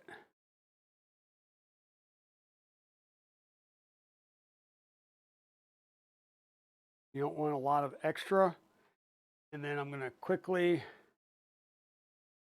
try and wipe off some of that extra paste off the gloves so I don't get it on everything else as I'm doing the next steps. Which is the same thing as before. We're going to take this and put it down in the thermistor side of the hole, thermistor hole side. Get it fully seated down in there. And we'll tighten up the set screw. Now this is a cartridge, but it's a cartridge that has a blast bead in it. So you want to snug it up so it's not coming out, but you don't want to really crank down on that or you'll bust your thermistor. And there's your hot end set up. Now, a lot of people will go ahead and put the thing back on here, but the problem is then you'll forget to hot tighten this. I tend to leave this off until I'm done. So it reminds me that I need to hot tighten things. I am going to go ahead and take this glove off. Now that I've got that stuff done, set that aside in case I need it for anything else.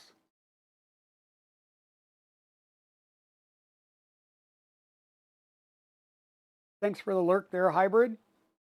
So this gets installed up here, and we're going to have to be careful and cognizant of where our wires go. And I'm not sure if the tool head piece here shows any wiring. Of course it does.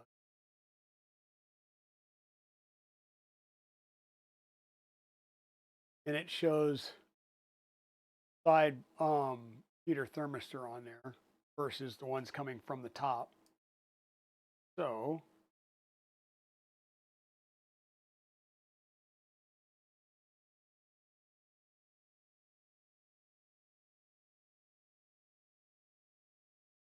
good thing is the whole pattern's the same, so we just need to figure out which side we want to route which cable.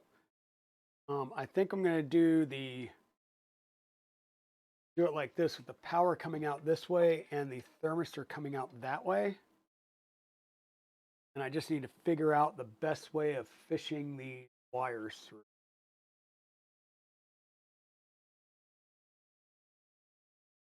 If anybody has built one of these and has a recommendation, I am all ears. If not, well, still all ears for any recommendations.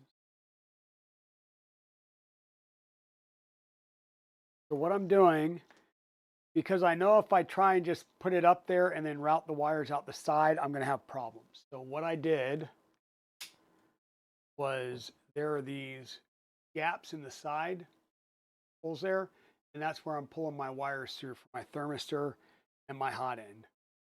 That should allow me to bring this up fully.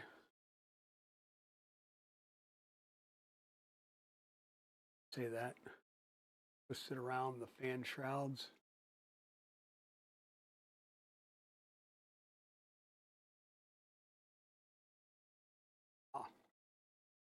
heater headers. All right, let me put you guys back over here. I can two-hand this. Because now I'm getting up here where I've got to manage some cables around.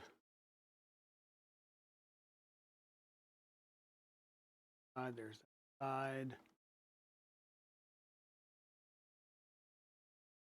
Oh, you're just not really made to do that. All right, so I can't, it looks like I might not be able to go up there, and I'm going to have to go up through the other gap. So rather than go up through the sides here, I'm going to have to go up through these little side gaps.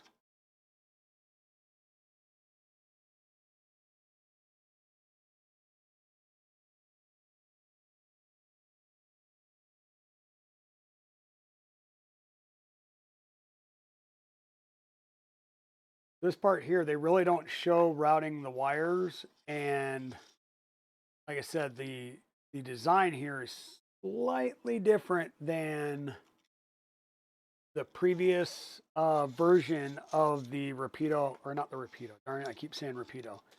Slightly different version than the Dragon Ultra High Flows. So bring this up here.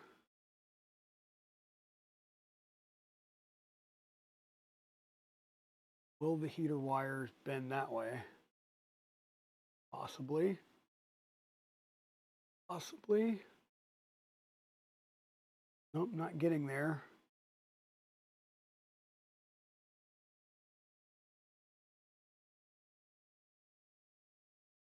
Can get there, but dang, that's.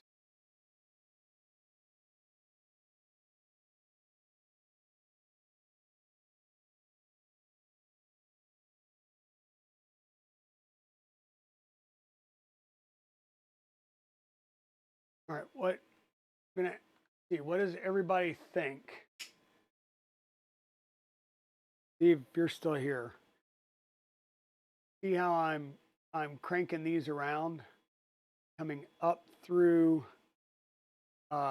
these gaps in the printed part. I mean, the thermistor wire is going to be a lot easier, but it's the heavier gauge wires over here for the heater. And we're close, but we're not fully lined up, pressed up at the top. So I'm worried about really bending and binding these wires here for the heater. But even if I twist this 90 degrees, there's not going to be a good place for those heater wires to go up.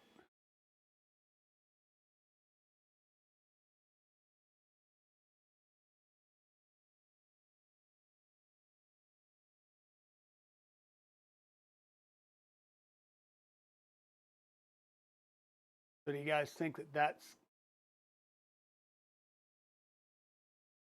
I don't think that's that bad for those heater wires, do you?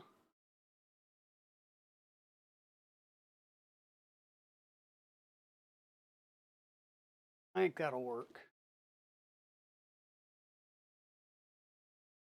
So the Dragon gets mounted with what?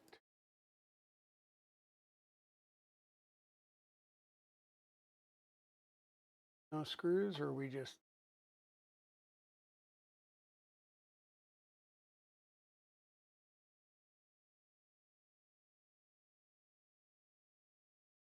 2.5 by 8s.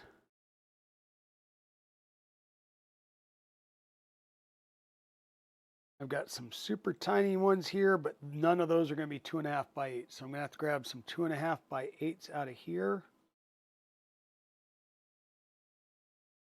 Some 2 by 8s, 2 by 10s, 2.5 by 8 socket head. There we go. But I only have 2.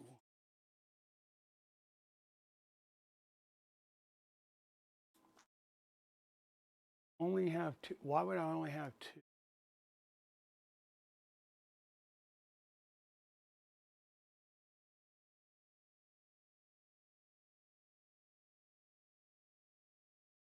It shows 4. Why would I only have 2 M2.5 by 8?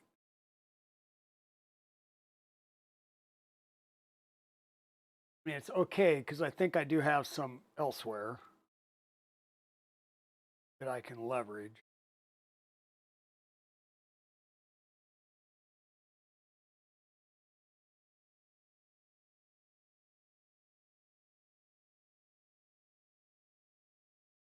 And what I'm going to do is do the 2 crossways here, and then I'll have to go and find the other M2x8s that I have.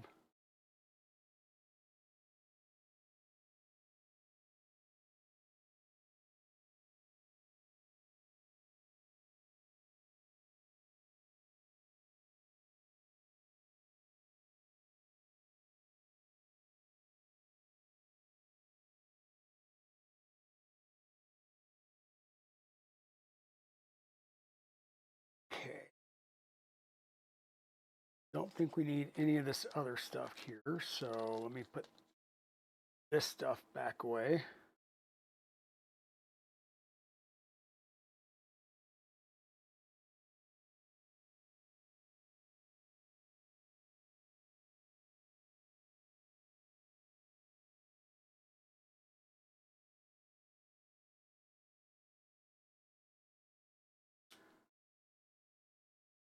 These may actually be 2.5x8s, and if so, then we'll use these. 2.5x8. There we go. So we'll just use the 2 that came in the package. They're not black, but oh well. Not like you're going to see them. Hey, Waters, how's it going? You're just about to tear apart an X1C toolhead for a PCB swap. Ooh, nice. Yeah, I need to tear apart one of my X1Cs soon. I've got a, what do we got? I'm going to put a Conch Plus on it that I have from the beta program. We're going to put a Panda Jetpack on it. I have the Panda extruder and the Panda claw gears on the way. So once that stuff gets here, we'll tear that apart and we'll do that upgrade. And we'll also do the heater, the chamber heater upgrade, because I've got the parts to do that.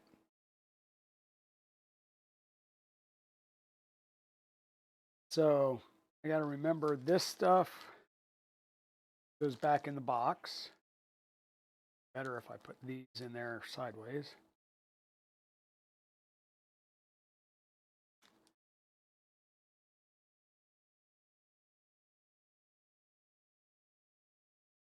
But how it goes at Waters. Have you guys started the move process yet?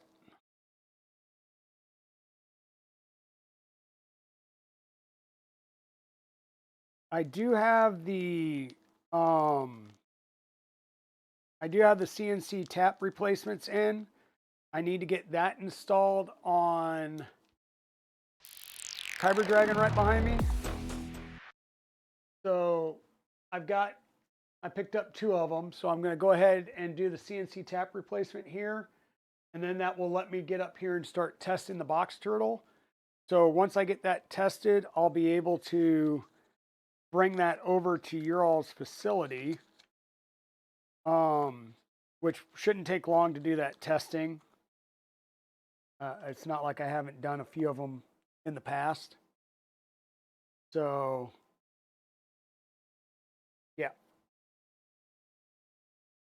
I will be ready to do that whenever you guys are ready to have it. Well, I say that, but probably like next week. Or actually the week after the holidays, I should be good to go to bring that somewhere.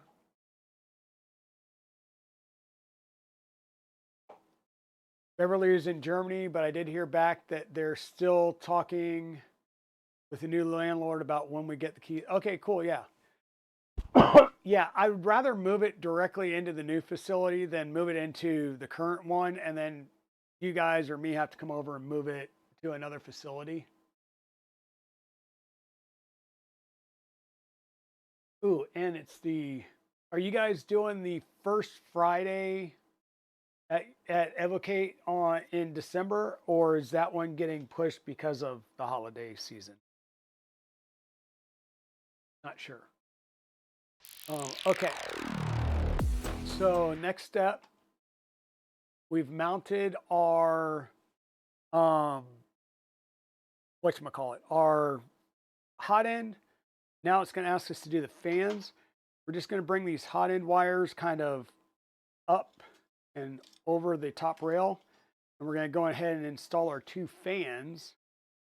And what is the mounting hardware for our fan?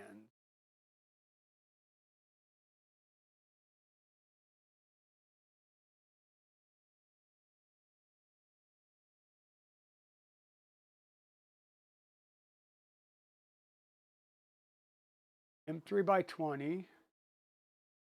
M3 by 20 for this side. So both M3 by 20 button heads.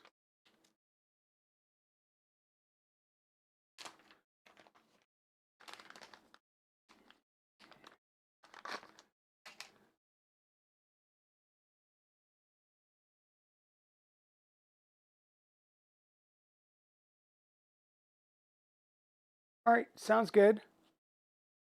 Yeah, I just want to come over and hang out, really, is what it is.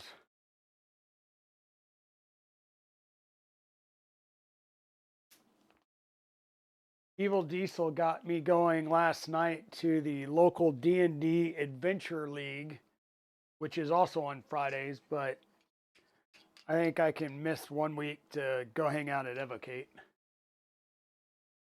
And I may even drag him along, so.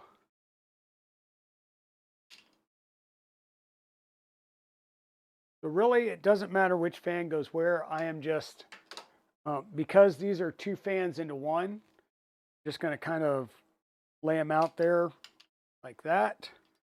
We said we needed M3 by 20 button head screws for the one side. Grab a couple of those.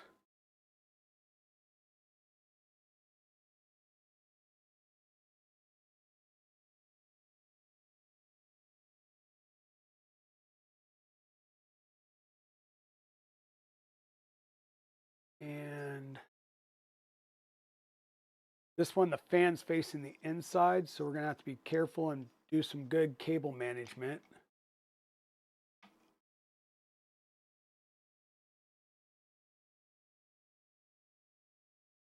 Line up in socket.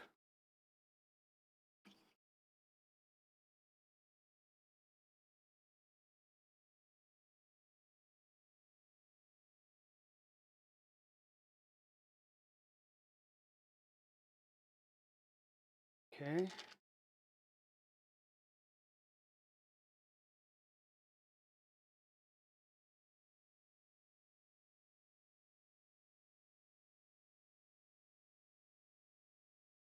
One.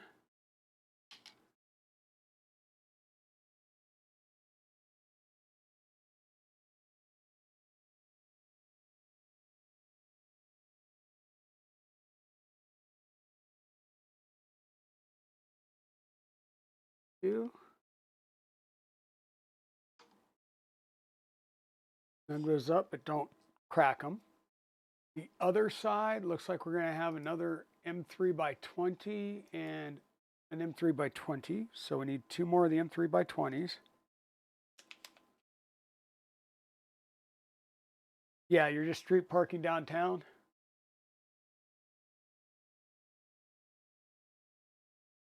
Yeah, having an actual parking lot will be great. And I know that through the, didn't they get rid of parking fees downtown, or was that in selected parking garages? So this one, the fan is going to be facing out towards us, so that's pretty good. Good thing to have the hot end wires coming out on this side. And what I'm finding is this is a pretty tight fit on the fans, so getting it started at the front and then pushing it back seems to work pretty well. Just make sure we keep those hot end wires kind of out of the way so that we can loop them around there nicely.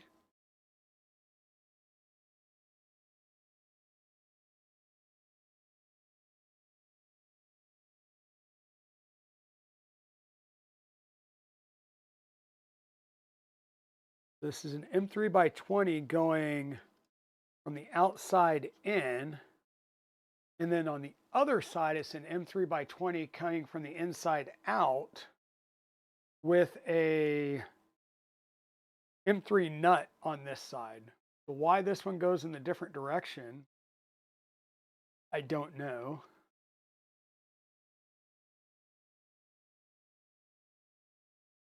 If anybody's built one of these before, let me know. Doesn't, I don't, it just, really, I don't know why you would want to do this, because for maintenance wise, you're probably not going to be able to get to this once you put the extruder on. So why would you do it this way rather than put a heat set insert and come in from this side as well? It doesn't make much sense to me.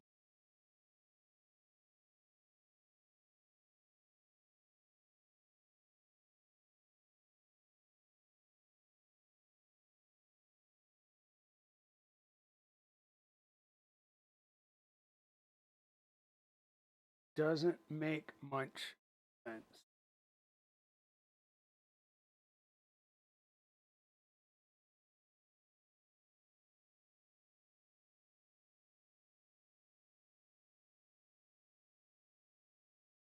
We got that snugged up.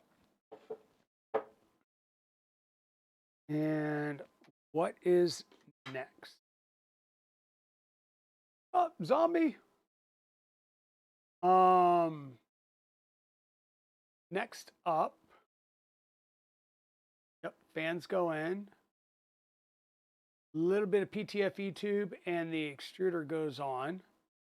Now, when we go to do our extruder, there was a note that we have to flip this motor 180 degrees. These don't go up, they go down. If they're going up, they're going to hit on things, so we want it to go down. So we need to pull these front two screws and rotate the motor. And you can't get to this screw on the Sherpa because of the locking or the tensioning arm. So you have to undo that and be able to get to that screw. So we'll get to this screw.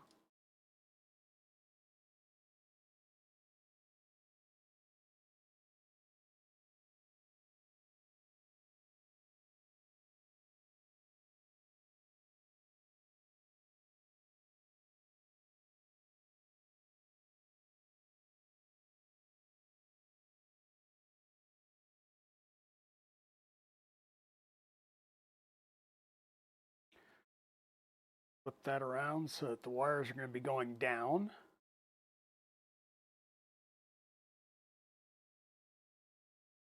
Drop the screw in the gear. Work well with screws in the gears.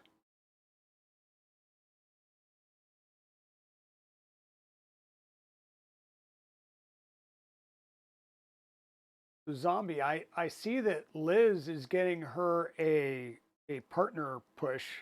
When's your partner push for Twitch? And yes, this is the FISEC CNC Sherpa. We do need to set the tension on here to make sure that the gears are meshing and we're not getting any backlash.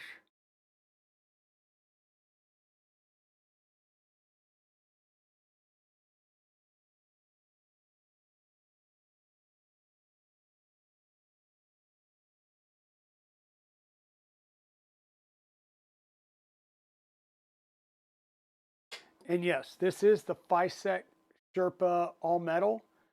The only downside to this is if you're using the printed Sherpa, there are mods to it that you can put a filament runout sensor on it. Basically, what you would do is on the printed side over here, you would mount an end stop, and then the lever arm would have two screws in it. One is the tension screw, the other is one that just hits that end stop. And you would set it up so as soon as you put filament in, it pushes it away just enough that it untriggers the end stop. So that would be pretty cool if you were going to need a tool head sensor, right?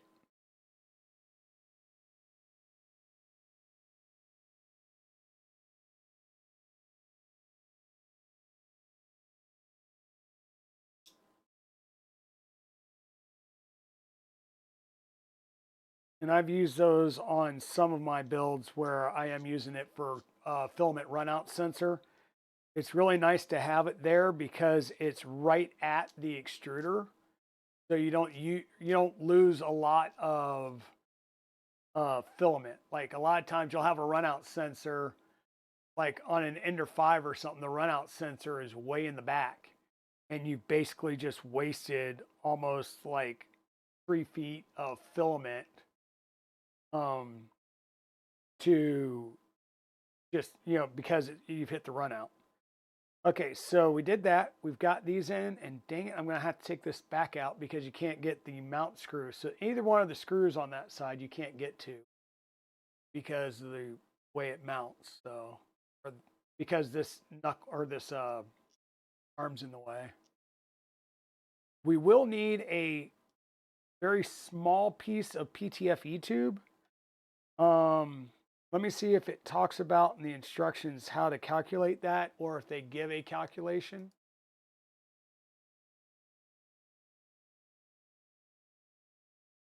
Bullhead guide, belt tension. Do they talk about the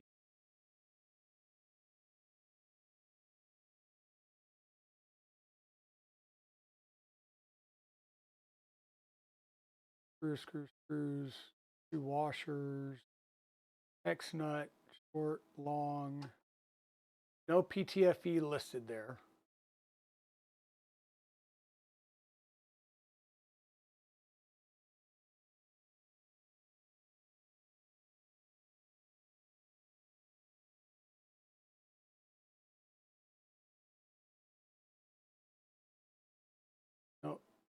No.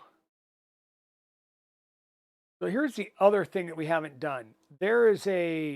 It uses a clicky probe, right? So we're gonna have to put a couple of magnets up in here. It probably would have been nice to have those, um, that wiring and those installed. It did talk about putting magnets in there.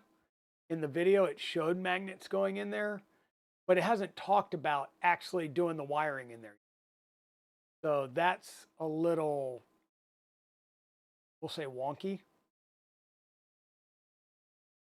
I don't know why it didn't talk about doing that. Yeah. So it shows some PTFE tube, but it doesn't talk about doing PTFE tube. It talks about how to do that. Tensioner block mounting.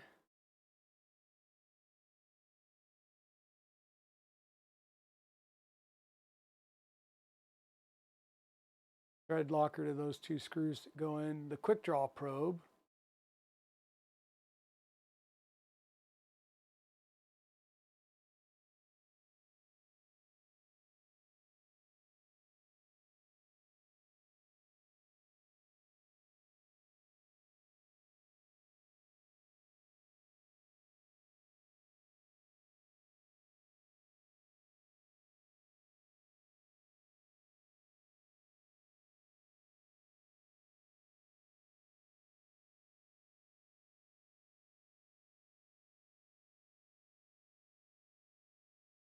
Polarity between the right and left side doesn't matter much, but usually is recommended to have them opposite.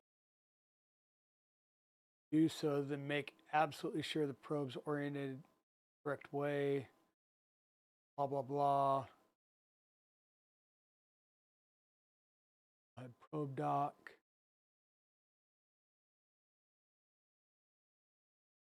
Yeah.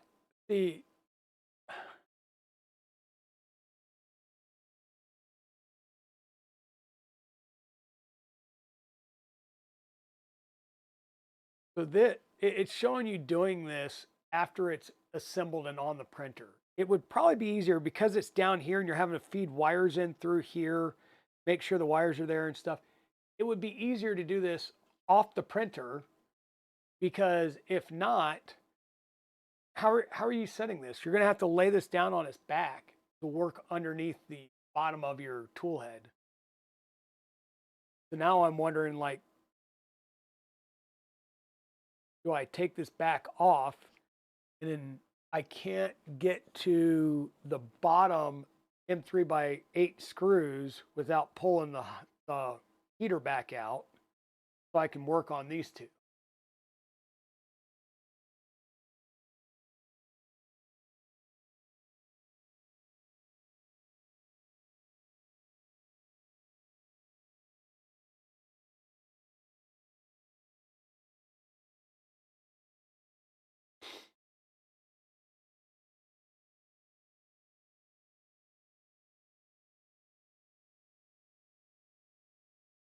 Yeah, because here's where we're sticking the wires in, adding the magnets, and then pulling that stuff. So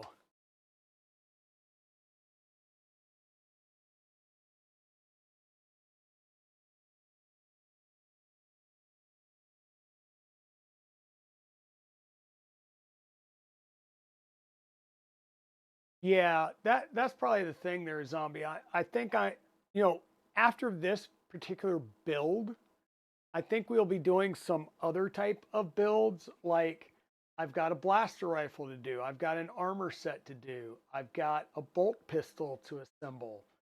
We've got the droids to finish. You know, there's lots of things that I can do that's not just 3D printer builds. Um, that'll probably be good. Okay, toolhead for orbiter and dragon high flow, flat cut, tapered, 12.3 millimeter. First Bowden 60. So you don't talk about the other potential tool heads at all. That's fabulous. Let me see if there's anything over on the FISEC kit page that talks about wiring or cable links. This is the only other thing we may have is we've done all of the errata or issues except for 1009, which is the cables between the printer and the breakout board. So that's the breakout board that is going to mount over on this rear side. So what they're talking about is the cabling that routes around on the printer to that breakout board may not be the correct length. It may be way oversized. So we could cut them shorter, crimp them, and do stuff like that.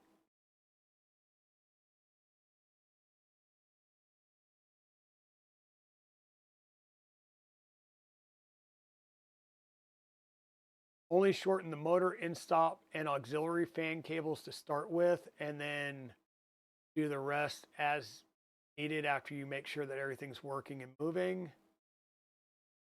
Um,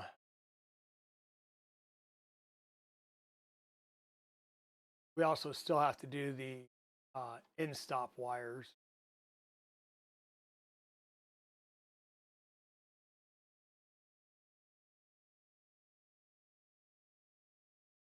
Swap the motor around. Double checked our gears are working. That's good. Is there anything in here about length? If not, we'll have to just figure it out ourselves.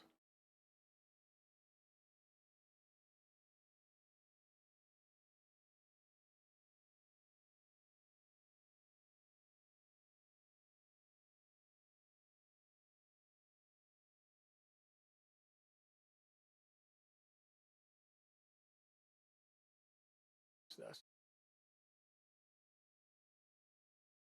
video. Okay.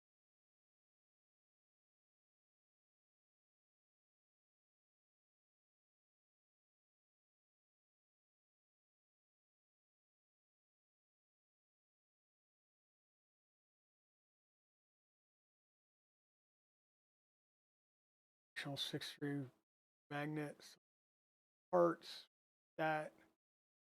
Okay, so still nothing that I have found yet that shows the length of the PTFE tube. So we're gonna have to figure that out. Okay, we do have a length of PTFE tube in this parts kit they provided to us. So we'll grab that. So because this is a direct drive, everything to the top of the extruder is going to be reverse Bowden tube. Everything from the bottom end to the hot end needs to be the tighter tolerance. This is the tighter tolerance by like 1.9 or 2. So that'll be good. And what we'll have to do is stick this in there all the way.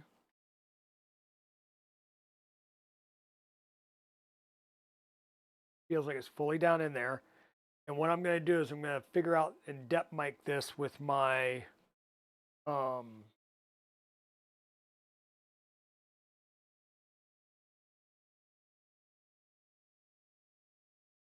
oh, you've got to be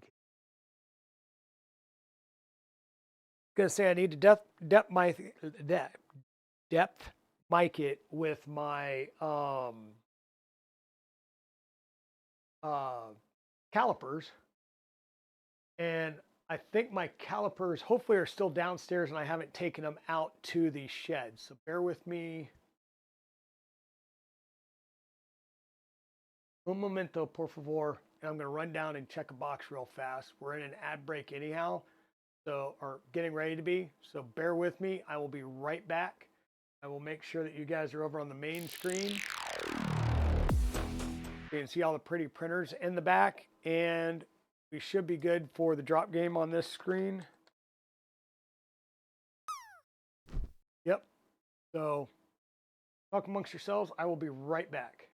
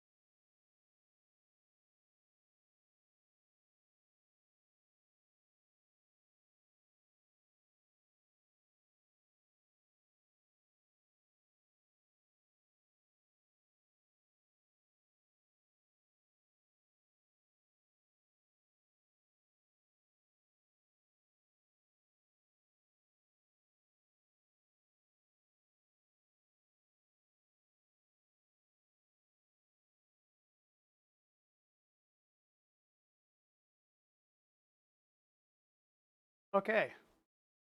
So you're building a fake Lego set. Oh, cool. So I am back and I'm still looking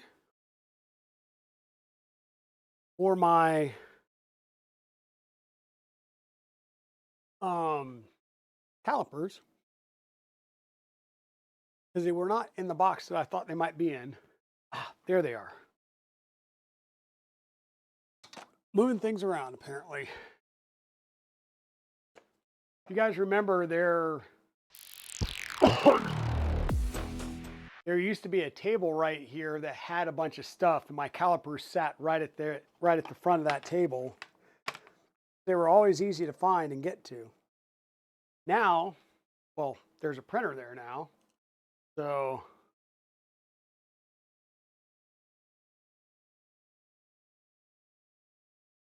rock on. And speaking of calipers, they're dead, but that's okay because we can use, what I'm going to do is just extend the depth mic out, right? I'm going to set this down at the side and push it flat.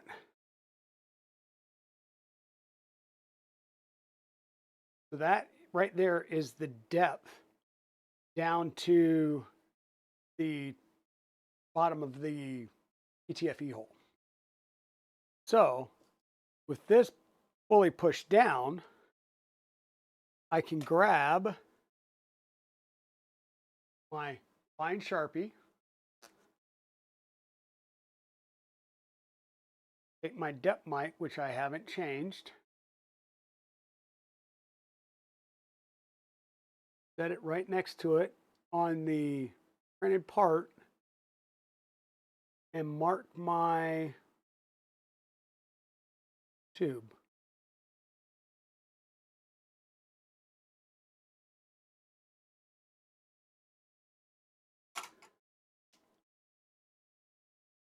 Now all I need to do is pull this back out, cut my tube right there. I will chamfer both ends using our Capricorn chamfering tool, and we will be ready to install this and keep going.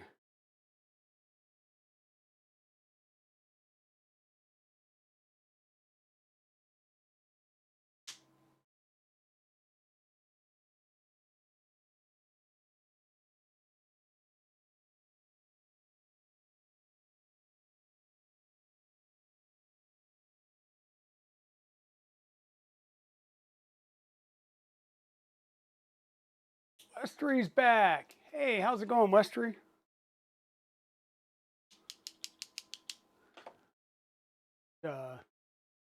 Hybrid's back from his unlurk. Oro.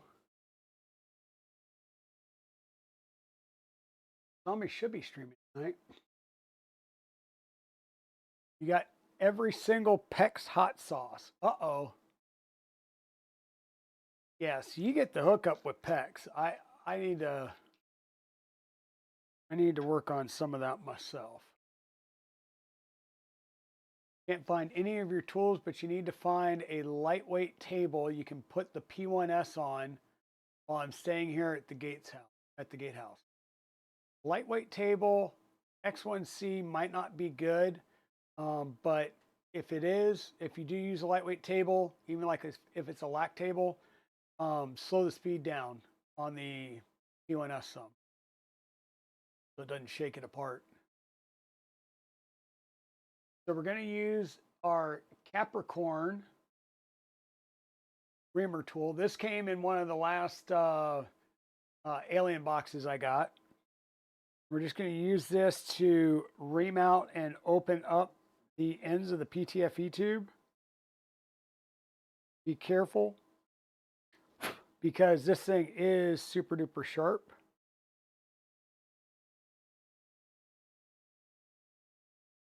All we're trying to do is give it a bit of a lead-in chamfer in both directions.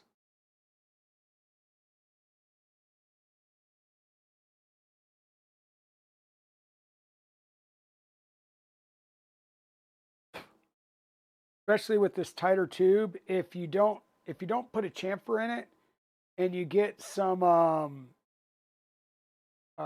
you'll have I'll say like a blob edge or a blob tip on your filament, it will cause you some issues getting it in and out. I can't tell you how many times on my orbiters, because the orbiters have a metal shaft that go through them, right? The orbiter has a metal shaft that comes all the way down to the bottom, so you don't have to worry about the PTFE tube length, right? The problem with that is it's an exact size. So if you get a blob, you can catch it at this side, or where I normally get it caught is right up at the very top of it, where I can't pull it out and I wind up breaking a little tip off. So I'll say tip cutter for the win there, because you'll always have a good clean cut. And we're going to press that down on there, make sure it's fully pressed. We're going to get our wires out of the way. Try and get this set down on there.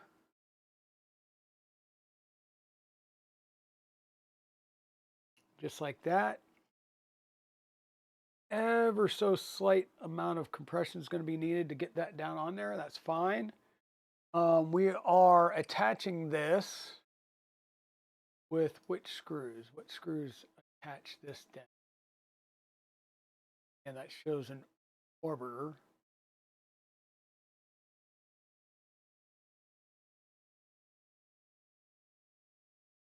M3 by 12.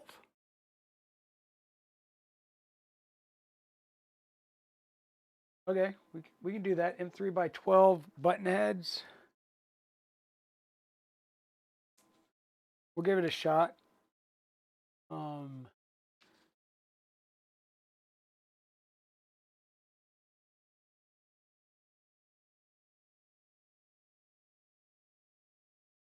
not seeing any like washers or anything in use there, so they should be just straight up and down M312 button heads. We're going right into some heat press inserts.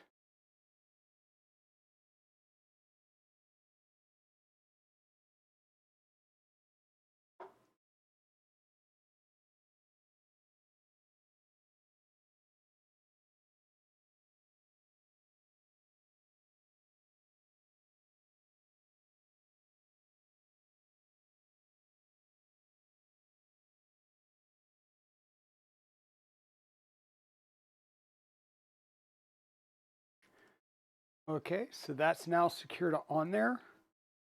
We're going to have our fans, our whatchamacallit, our thermistor wires. We're going to bring these right down around the front and over to join with the rest of these wires. And I'll come up along the back here with some zip ties around this back piece. Our motor wires are going to come around the back and right up with it. So is there a tie down over here anywhere? Don't see one, so we're just going to have to make sure that our wires are pretty nicely bent there. Kind of tucked out of the way. Do something like that, and we'll bring these around into this rear upright, which will be our zip tie point for strain relief. We need to put our front fan on now. The front fan is our 40 millimeter axial fan, and that looks like it's going on with M3 by 16s and button heads.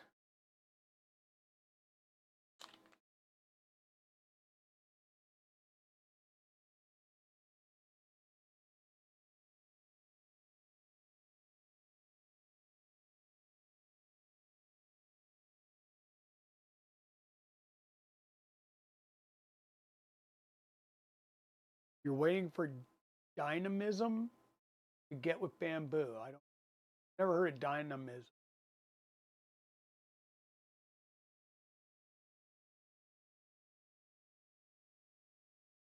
All right, let's see what we got going here.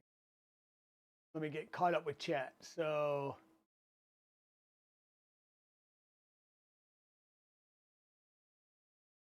maybe time to hibernate. Yep. Yeah. Well, you got some cold weather coming in for the next couple of days, right?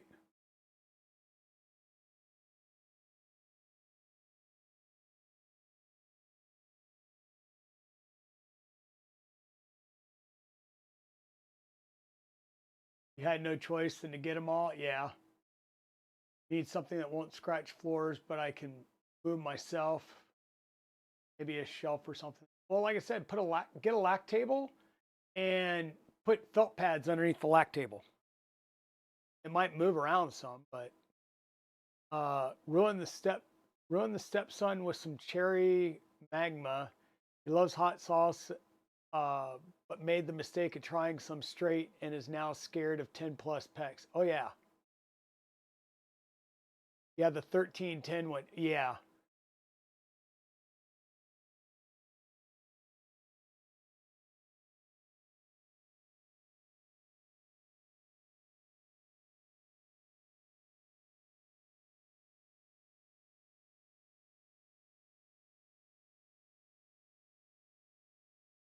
Need some Polylite Galaxy ASA green. That'll be a nice color.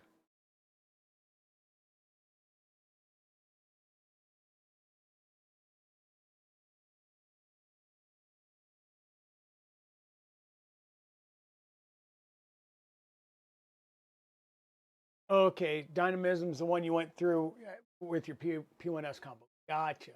That makes a lot of sense. Okay.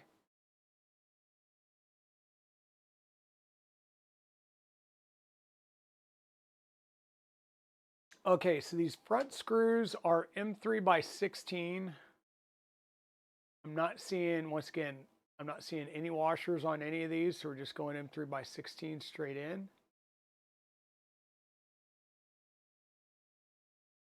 That's cool. There's washers there. You'd think those washers would be on between the screw and the bolt where they're at, but that's interesting.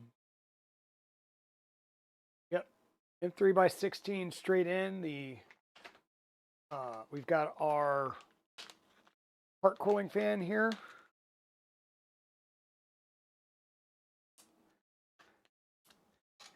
And we did make changes to the excuse me, this is the hot end cooling fan. We did make changes already to the part cooling fan because it needed to have the wires switched, and it talked about switching it at the board, like at the MCU, the FISEC Spider. And I did not like that. I did do continuity tests all the way through to figure out, yes, that the cables do need to be swapped, but I swapped them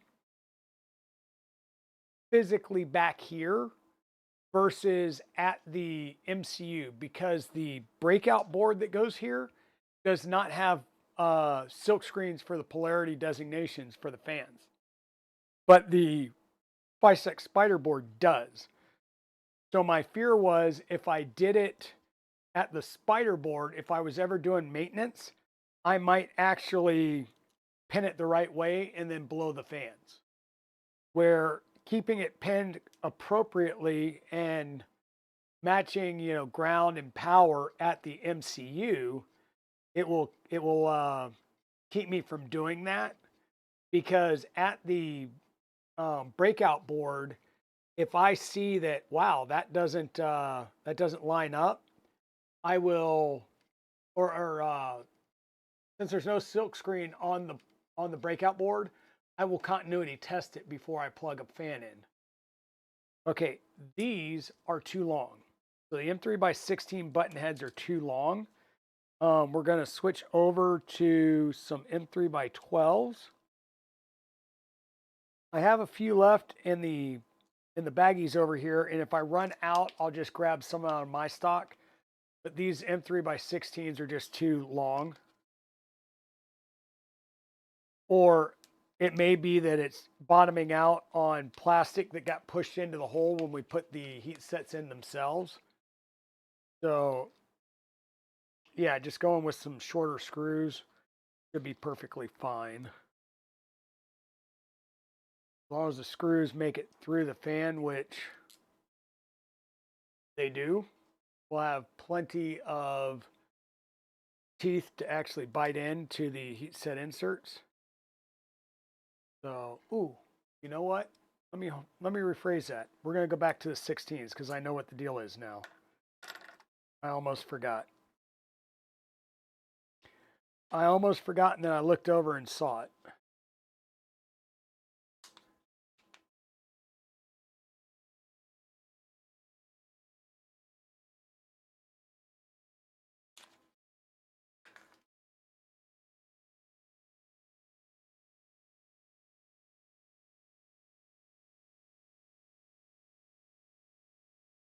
We was about to forget our beauty ring. Take up the gap. This is why we need the M3 by 16 screws. And I'm mounting this so the fan wire's coming off to the left side. Well, so that lined up.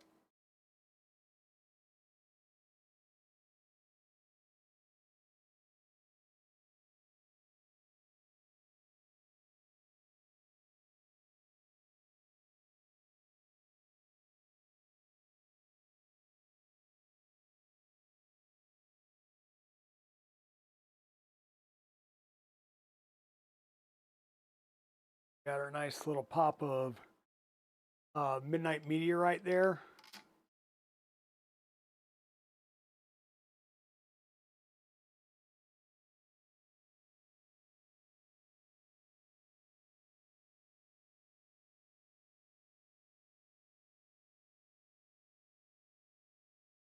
Okay.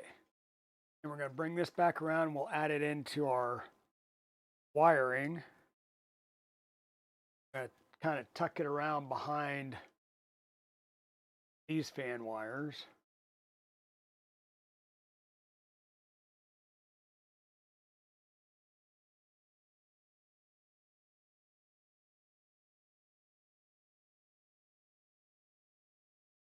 Those will come back like that. The motor wire is going to come over and join it, and then we'll be able to put a few zip ties around here to hold that in place. It looks like there's a spot for 3 zip ties. I believe that's all there is to the tool head.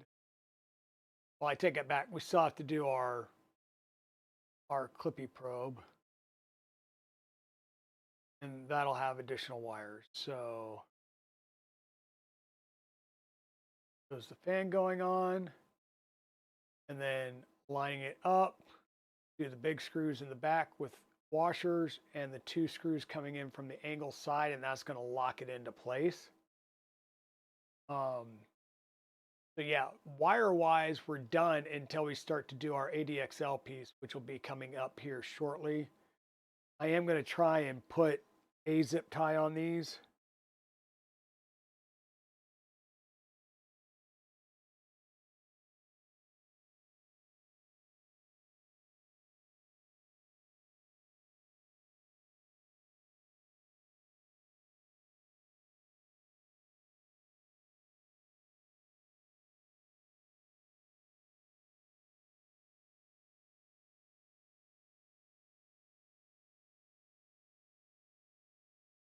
Bring this around backside, pull it up and over.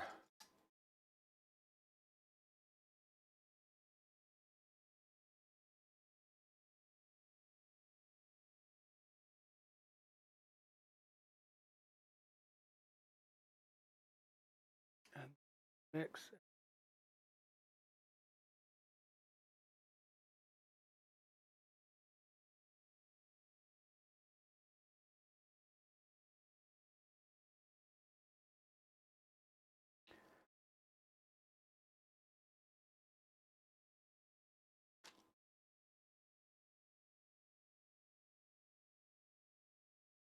And yes, I know I will have to undo this a little bit later once I get the other wires added, but for now I just want something to hold them in place and out of the way.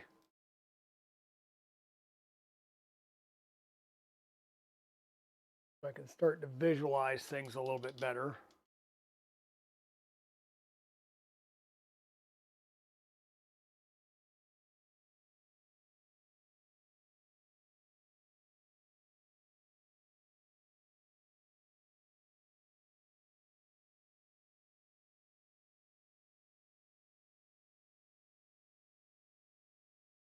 Okay. This run in there.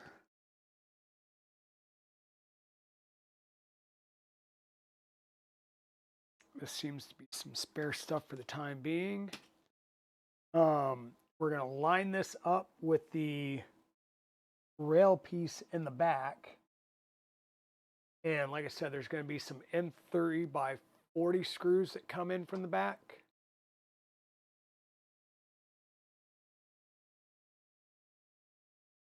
That was M3 by 40. Yeah, 2 M3 by 40s. Looks like button heads.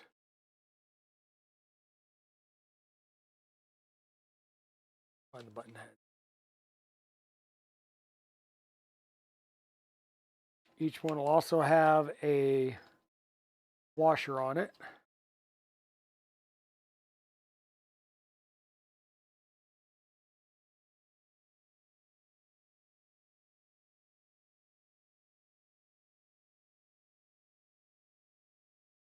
And that washer is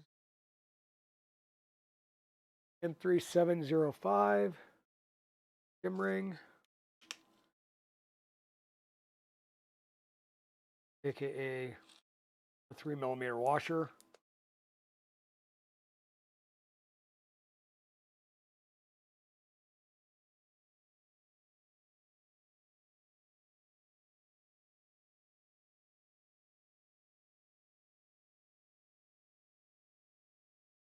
Okay, and let me see if I can't turn this around.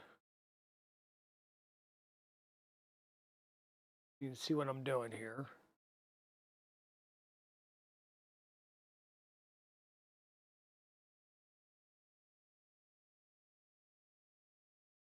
Okay.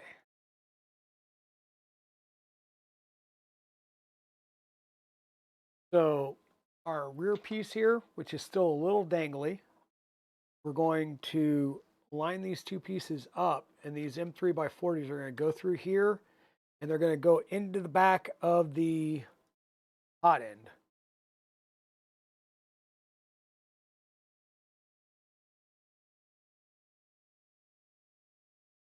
Yep.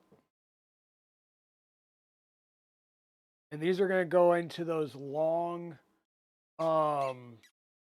heat set inserts that we put in at the bottom side. And I don't know if you can hear that, but that's kind of tight. That's because that heat set is probably not in there straight. Still going through, doing a little bit cross threading in the process, but that's good as long as as long as I don't continue to crank and then break all the threads. It's some good Loctite, right? Cross threading is good Loctite. So what this is doing is tying the tool head to the belt,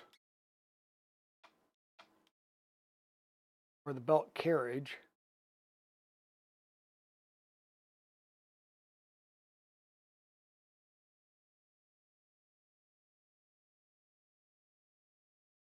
I think I got this one lined up a little bit better. Yeah, eek.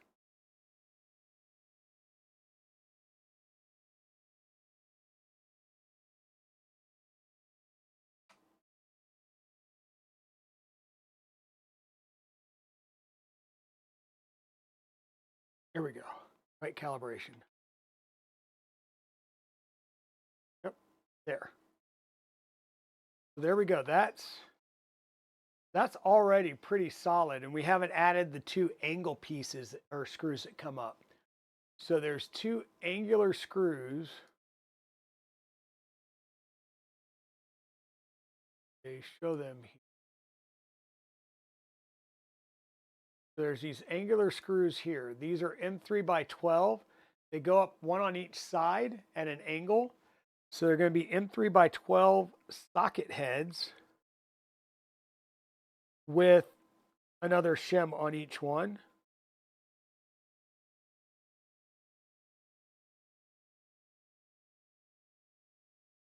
And I don't, oh wait, M3x12s, I always say that. I don't see them because I opened up that whole package over here. We'll grab a couple of more shim rings because I did see shim rings in there. And I believe that these are going directly into plastic and not into any heat sets, because I don't remember putting any heat sets in at an angle. So M3x12, the screw, and these are socket heads. So they're going to use a 2.5mm driver. Okay. And once again, these come in at an angle underneath here.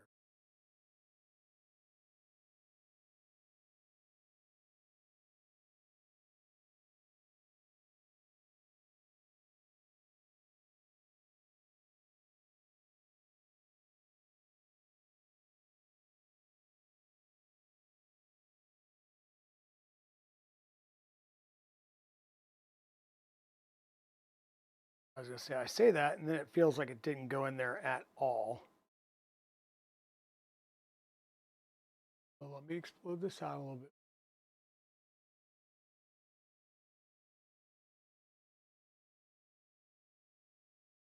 Oh, crap.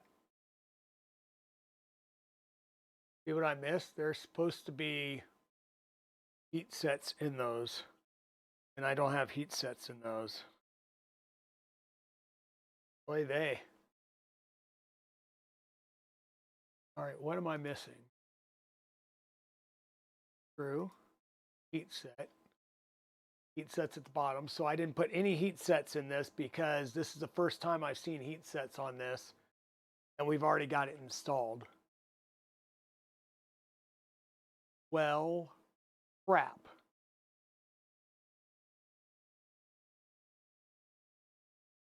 Long heat sets into the angles and short.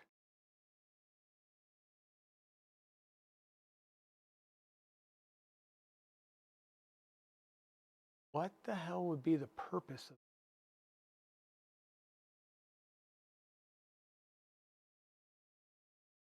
All right, go clean up that mess, zombie. So I don't know what the purpose is, but I can tell you now I'm going to have to freehand from the underside to get these in there. So I'm going to rotate this around again. I'm going to have to bring my heat set tool up here. And like I said, I'm going to have to freehand these because now we're way down into it to be having to do this. So these weren't called out for when we were doing the belt on the X, which is kind of annoying.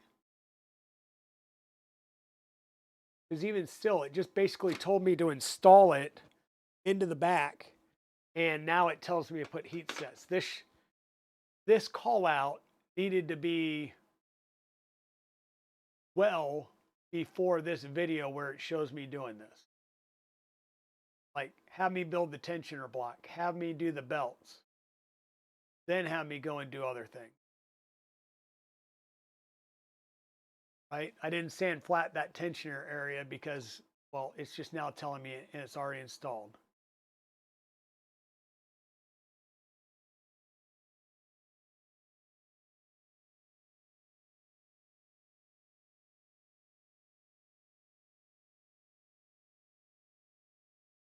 So, two side screws are used to add extra stiffness to the assembly by clamping the linear rail cart. This solution showed a considerable improvement in resonance testing. Add thread locker to the screws. 1.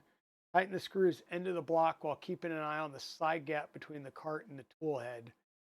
Screws should be snug against the cart, but not so they would bend the printed part too much. Okay. So I'm going to need 2 short, and those go directly up from bottom up.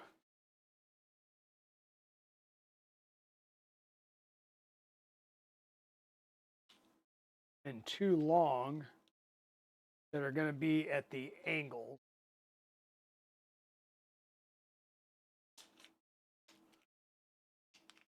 Get these out. Hey, Da Vinci, how's it going?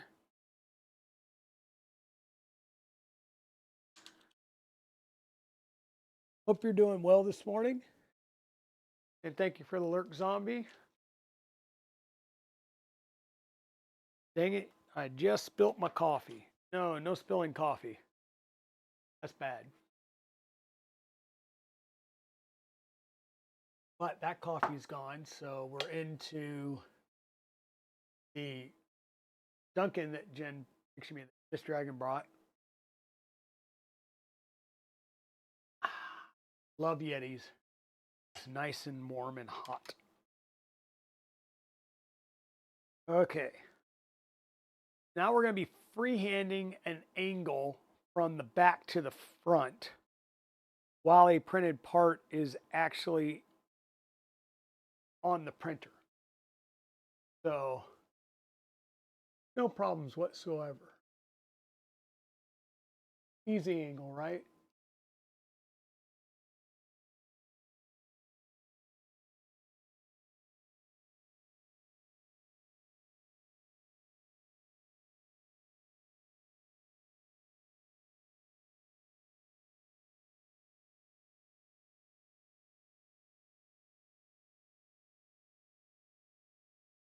Where I didn't melt a single part of that. All lies. There's no way you're going to get these long ones in at an angle unless you've got a really thin heat press.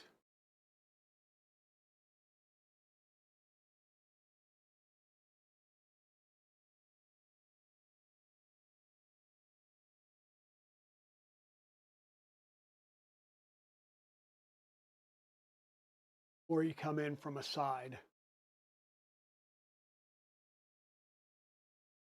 Those two are in. Now I need to do the two coming up from the bottom.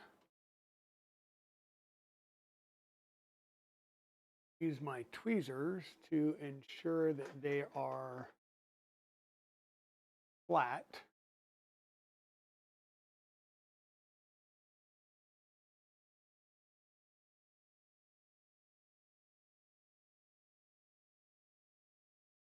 Because once again, this is going to be the docking for our probe.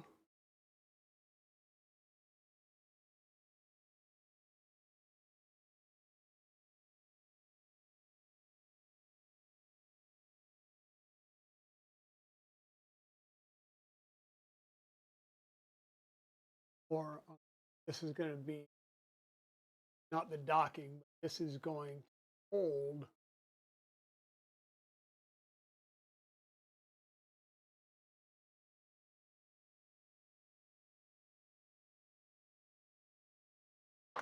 so we got those installed.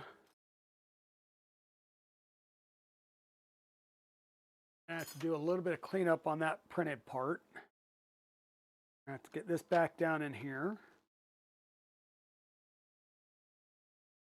Tighten it back up in place.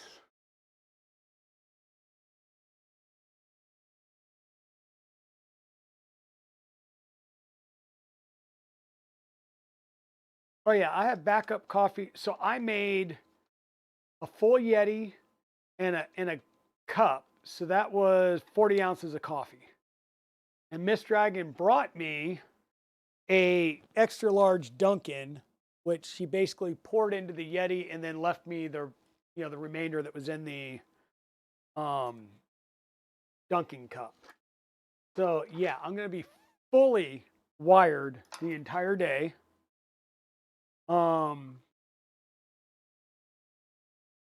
Fully wired.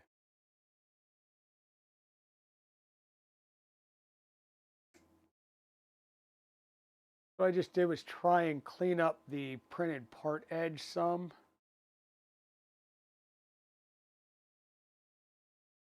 Now we've got a couple of screws that we need to put in here.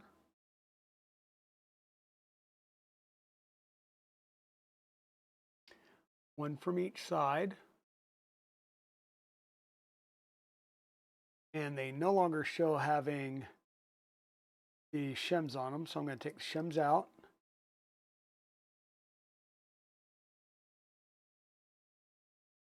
Oh yeah, and it said to put Loctite in. Oh.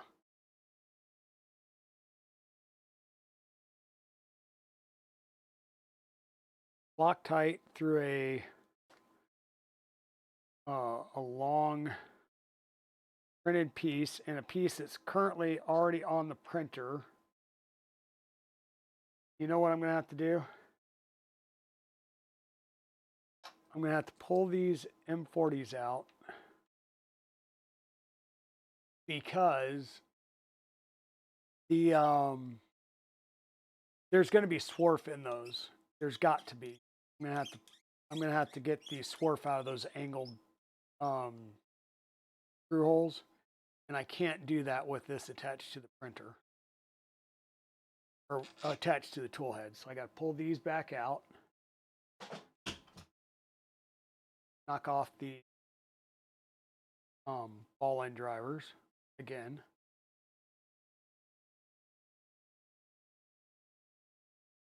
Here we go. That's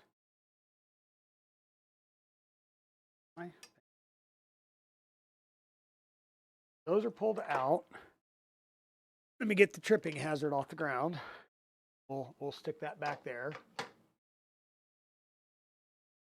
I'm going to scoot these away from each other. And I'm going to drive a longer screw through here to clean the swarf out.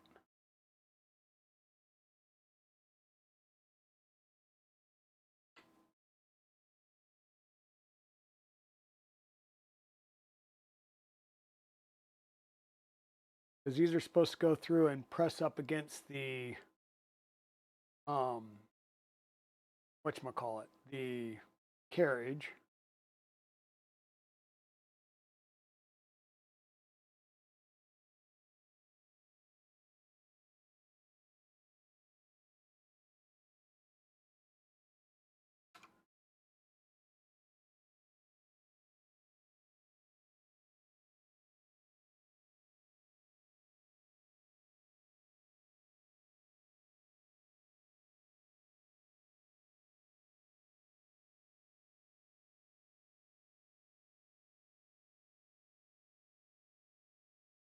Hey, Creatix Brit, how's it going?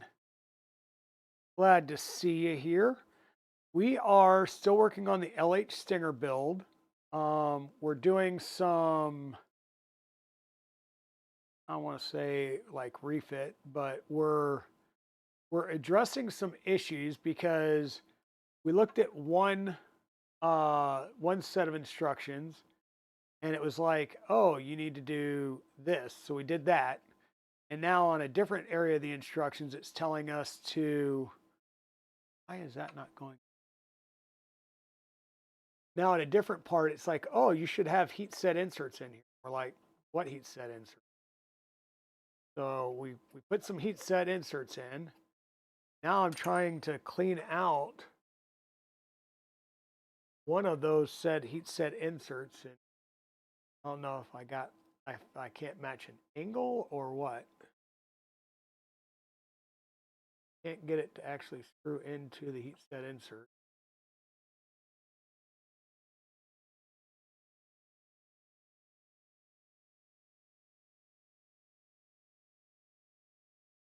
That's awesome.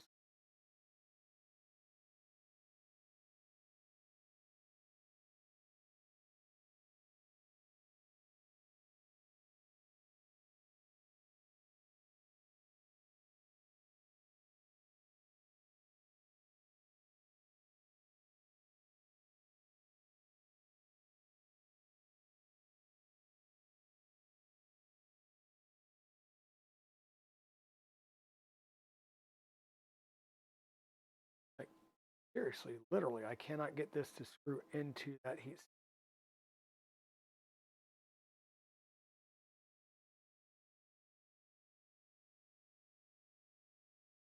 I think I buggered the screws.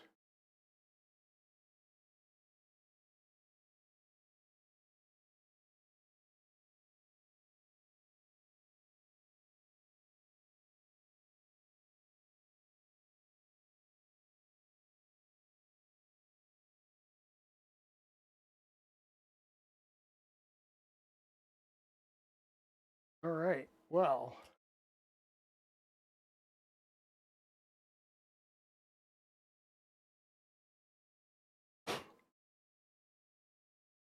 do there.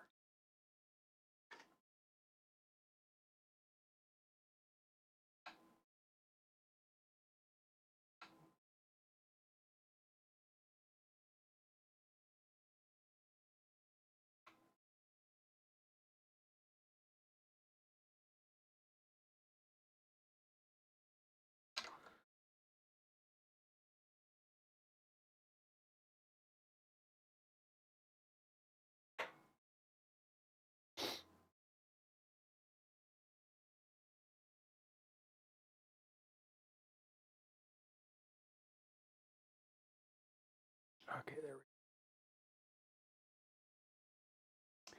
go. At least heat sets are fun. Yep. Heat sets can be fun.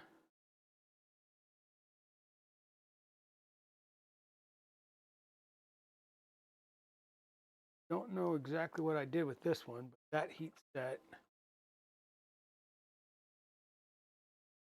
might not be in there at the right angle. And it's all kinds of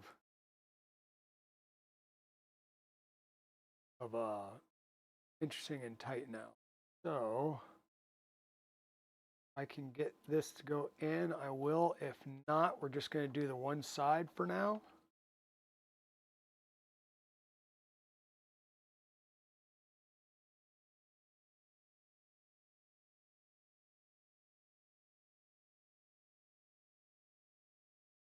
Yay! I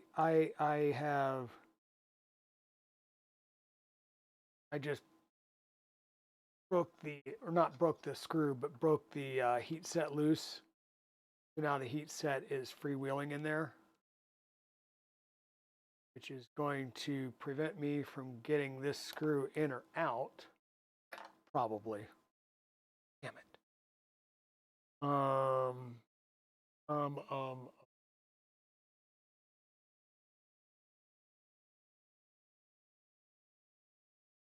or heat.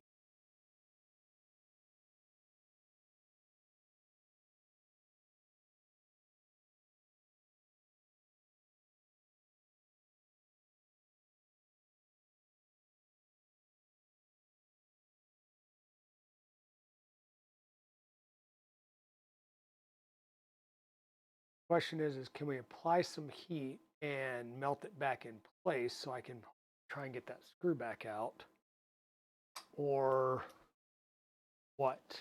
And how do I do that? I'm going to think about that later. We're going to put this back together. We're going to keep trucking forward, so to speak, on this. And I'll do the one side and we'll come back to that side.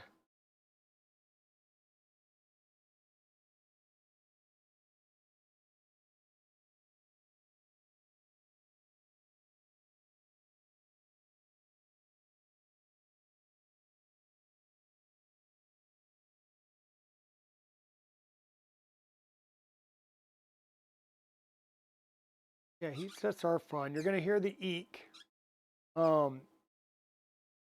Maybe. The one side was, we'll say, a little bit tight, and I think that I had the heat set insert in at a slight angle. So, careful there.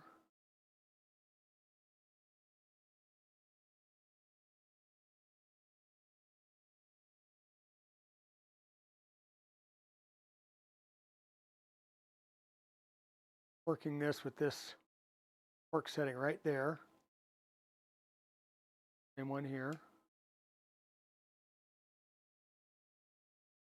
Boom. Torque settings. This one we're going to put a little bit of stuff on. Stuff being Loctite. Drop the screw on the ground, so we'll also get a few carpet fibers on there. That'll help get the Loctite in there even better.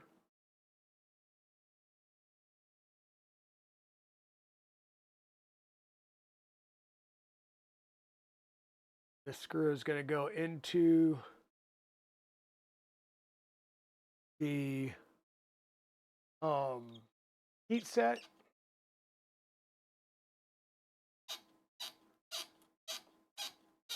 Did make that sound the last time I ran it in there.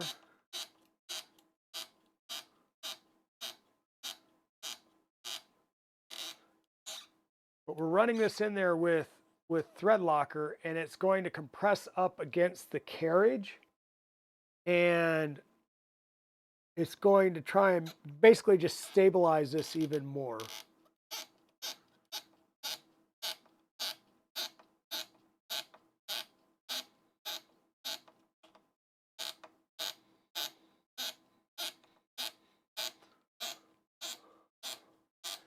Yeah, it's extra tight.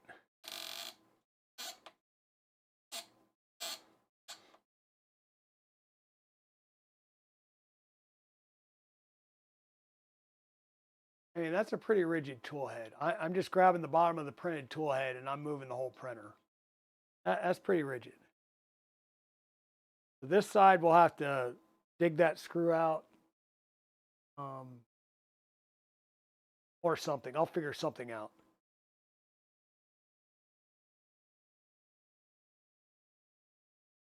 I will figure something out.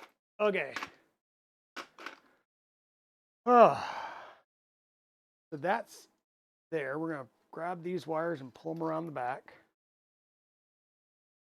This out of the way. That screw. Don't need to put this back in, which I think everything's in there, so we're good to put this back in. This being the tensioner spring for our CNC Sherpa.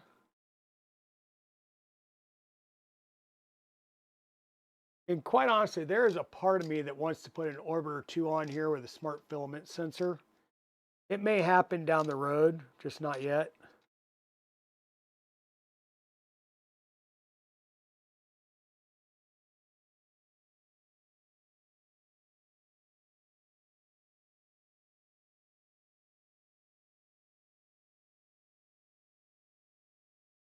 The only other machine I've put the CNC Sherpa Mini on has been the VZBot 235 with the Goliath. And there's so much heat creep up through that Goliath tool head that because it's all metal on a metal bracket into a metal CNC'd extruder, that it literally starts cooking the plastic in the extruder if you're in a hot environment like, I don't know, Murph. So yeah, just be cognizant of that. So these are the screws that we were just putting in, right? We got this one in. This one is, we'll say, borked. It probably would have been best to put these in on the part before trying to screw everything down. However, at this point, I don't want to take the belt path all the way apart. I may do it later on. Quick draw probe. Get familiar with the orientation of the switch and the screws by checking the taper of the side slots.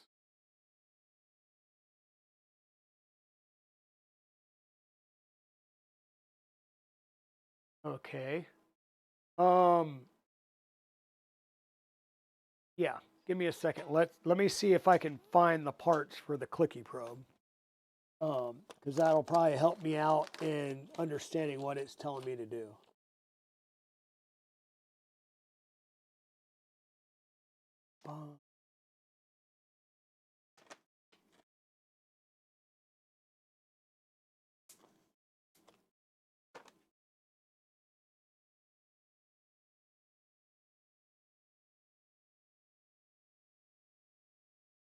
Okay, that's the nozzle input shaper board, so we don't need that. This is the key, so I'm assuming that this is the probe in stop for clicky.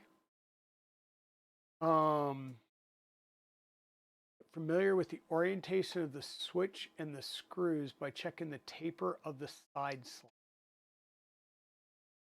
Measure the magnets 6x3 and the inner diameter of the magnet sockets. Use a drill to clear up the holes.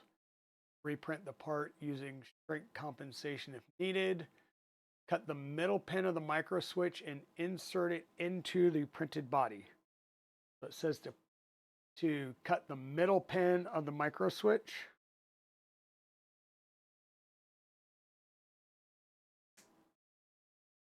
So cut and insert it into the body. Now my question is, which of these is what I'm looking for?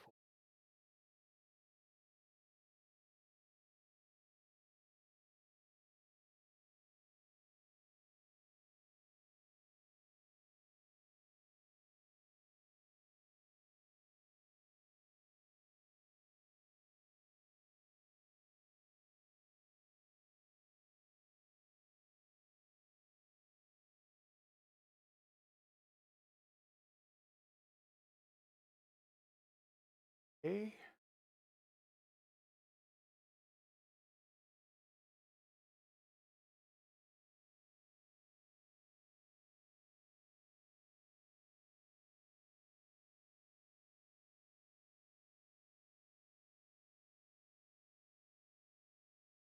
So this piece right here is two magnets.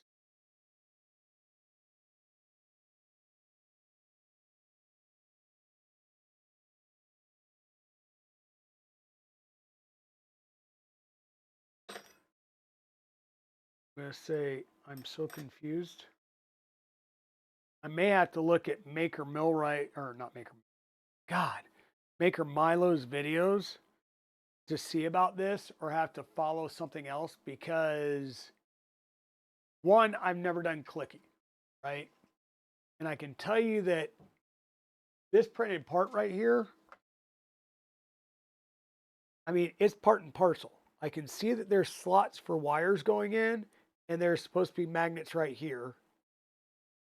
Okay, and then I'm assuming that that's going to magnetize to something else, which is going to be a switch. Well, here's a probe that's a probe wire that's fully wired up. I do not see a standard end stop switch anywhere, and I'm not sure what I'm looking at here as far as this is, because this, believe it or not, looks like an ADXL sensor that gets mounted underneath here, but we're not using that ADXL sensor. We're using a nozzle probe sensor, which means we have to install it at the nozzle between the nozzle and the heat break, or the heater. So this is a new build, which is the same one that you saw at Fabrico's Printopia booth. This is the LH Stinger that I'm building, that was on display at the 3D Printopia booth. So see, it looks like this is a separate part that goes there. It is not a separate part. It is a physical part that's already this is printed as part of the fan shroud and everything, right? So we've got that. It gets 4 magnets shoved up in there, and there's wire leads that attach to it. So wires come down around the fan shroud and into here, and then it's going to have to pick up something. So this is already here. This piece, which is, I think, got the magnets that will match, is supposed to have the end stop switch, and you put the end stop switch here, and you'll see that there's holes. Well, maybe, okay, you see that hole in the bottom of the printed part there? So basically, you stick your end stop switch in here. You're going to take and bring those two together, like with a pair of pliers, and just make sure that it comes into the side. And I'm going to put magnets in here, flush mount magnets, and that's going to connect with these magnets and provide the electricity down to the end stop. So once again, we have probe wires that are already pre-soldered to the end stop. So I think what I'm going to have to do is pull the heat shrink back, undo the probe wires, like unsolder them, try and clean these up as best I can, and then, you know, these will get down in here and mounted in with the, squished in with the magnets. And then the end stop just goes in this piece with additional magnets.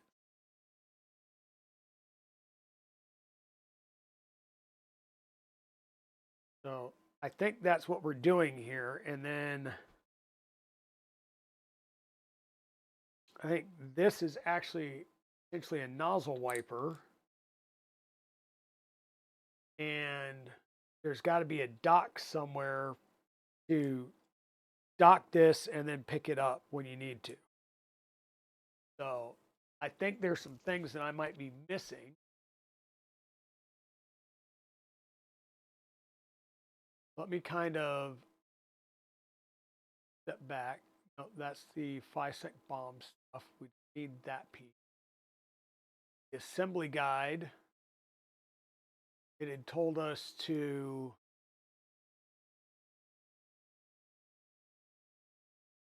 belt tension end stops. Cart stop ×6.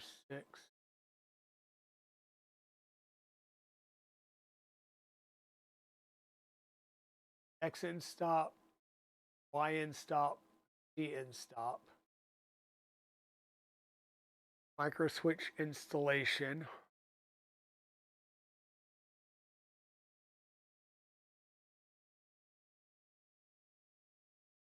Yes, so you'll have like X, Y, Z. This would be the probe. So the only way that goes on there is if the wires are cut out of that. So this being probe, the only one that doesn't have a lever on it, I'm going to have to desolder the wires off of here so that I can try and get this installed correctly based on the guide. The other thing that I could do is just literally cut the wires here, and I don't know. I've got a lot of end stops. I could just use different end stops and just cut the wires off rather than have to desolder everything. But we'll see about just pulling the heat shrink off. I'll only do the other way if the heat shrink doesn't come off here easily and it turns into a, well, this is going to be a pain.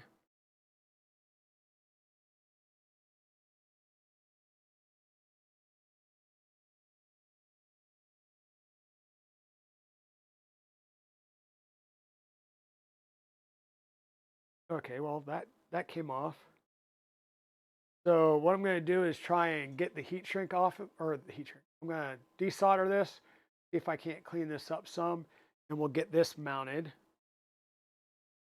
And I'm going to have to pretty much work the end stops everywhere, but I think the other end stops that are going to go through the other mounts, I think it's going to be easier to undo the wires and literally slide the wires through there rather than trying to push them from the backside in and doing the solder resolder.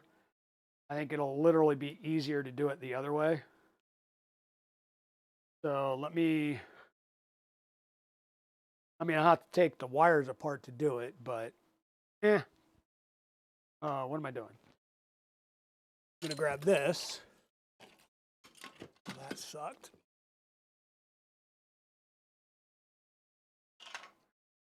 You know, I'm not gonna use this. I just jumped it down and unspooled half of it, so.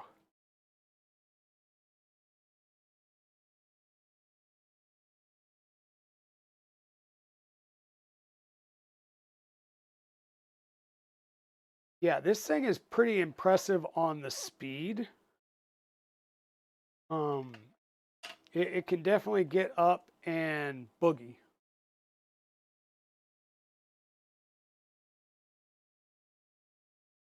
Not going to take much to pop these off. Just a little bit of heat.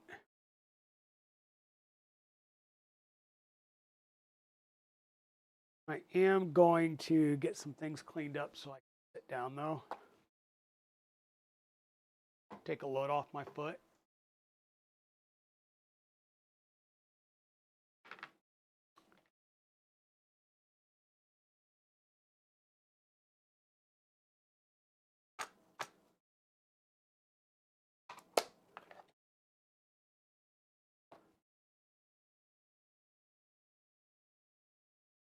This is heated up now. Should just be a quick touch to melt the solder and pull that off.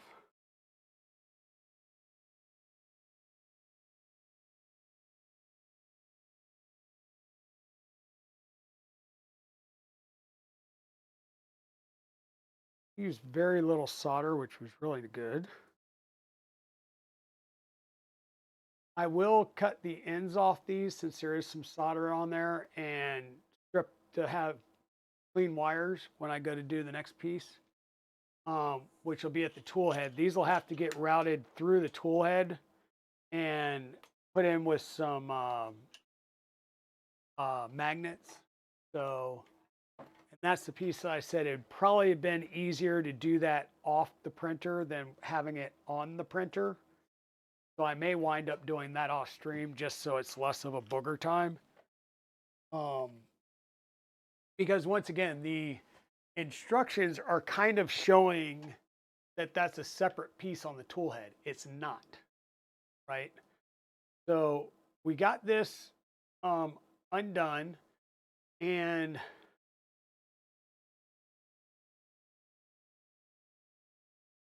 I'm not sure how they had these done, but anyhow, I will make sure that that is rightly pinned when I get there. And by rightly pinned, I mean the black wire is going to be going to the common, which would be the pin that I am holding, which is closer to the plunger. That's the common. This is going to be the normally closed. So, on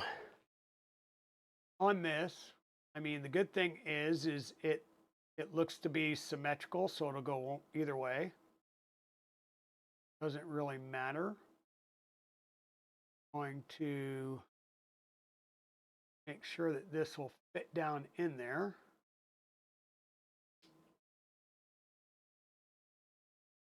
Fit. Might have to do a little bit of light filing on this part.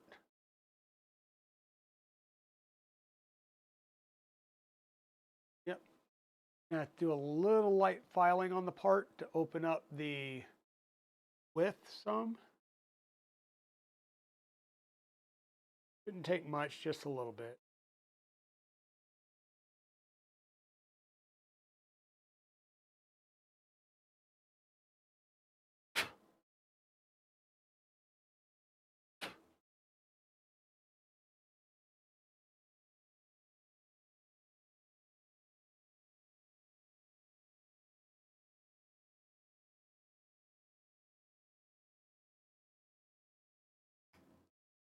Oh, pretty snug fit.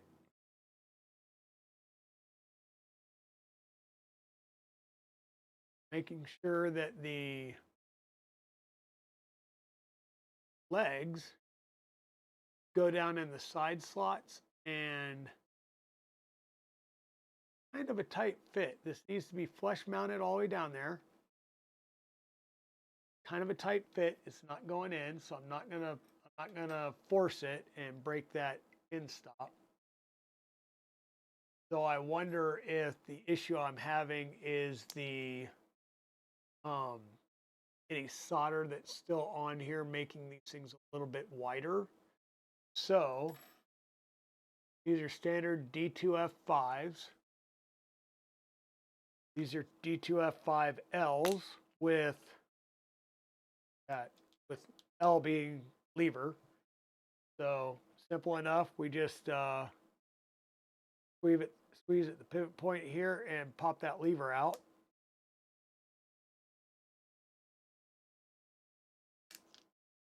Really, come on.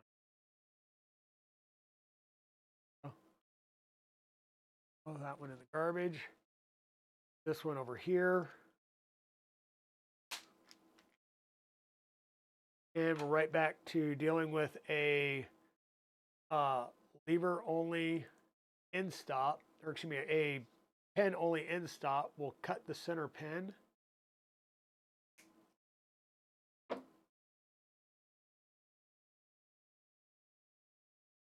Ooh.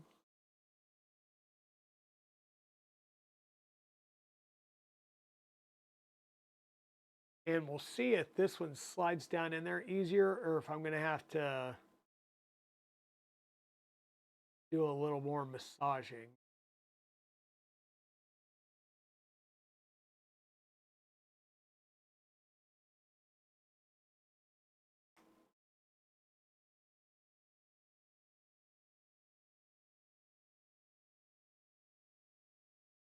Yeah, so this is having an issue just right where the pins are going. So I'll have to work on this piece a little bit, or maybe reprint it with just a tiny bit, like 100.5, to give it a tiny bit more size to play around with. And also, I mean, like the end pieces here, kind of look like crap. So I'll reprint this just to make sure that it's a nice and solid and good print. Not that big of a deal. But I think we're at a stopping point for the day, kind of where I'm at. I will work on fitment of this and then just make sure that we've got the good fitment. And I'm going to read through the manual a little bit to try and figure out what might be going on. And like I said, I think I'm getting like 2 different manual pieces. Ooh, hey, that might have been it. It just popped in. Well, I'll be snookered. I'll be snookered. So that just popped in. Our holes are pretty well lined up. And you might just see the pen sticking there. So, like I said, we might need to take a pair of pliers and just squeeze a little bit to move these pins a little bit more inside to be able to get our 6x3 magnets in there. But this will get 6x3 magnets in it, 1 on each side. You want to make sure, like it says, it's like it kind of recommended that the polarity be different between the 2 sides, but to make sure that they match up well with the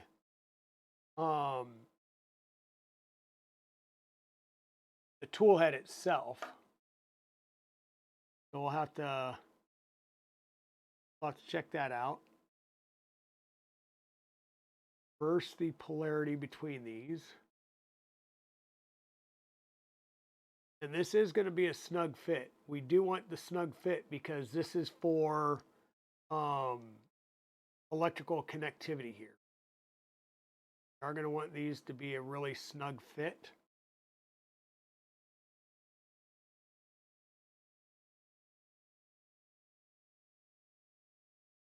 We're going to break out the Nipix. Uh-oh, Timor lurking on me.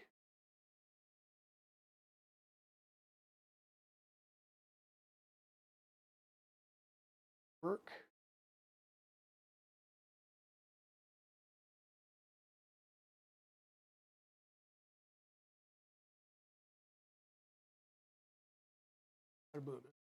Good press fit right there.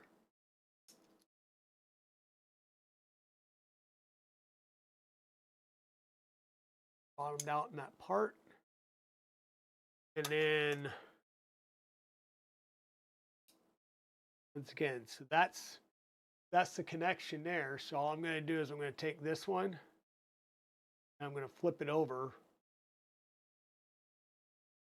Could mean that it's the opposite polarity.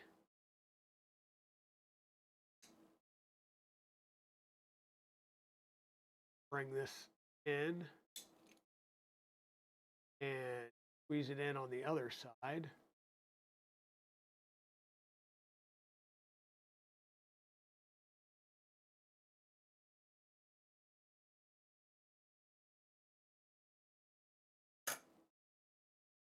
There, so it goes there.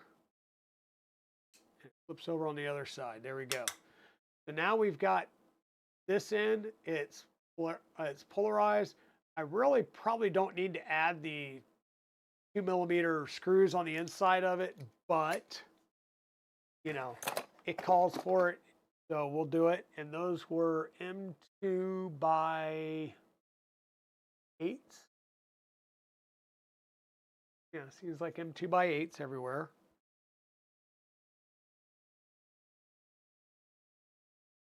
Those socket heads, but all I have is M2 by 8 button heads. Using the button heads.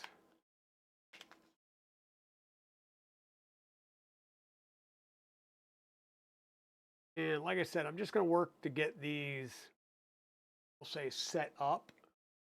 I'm not going to go ahead and install them just yet.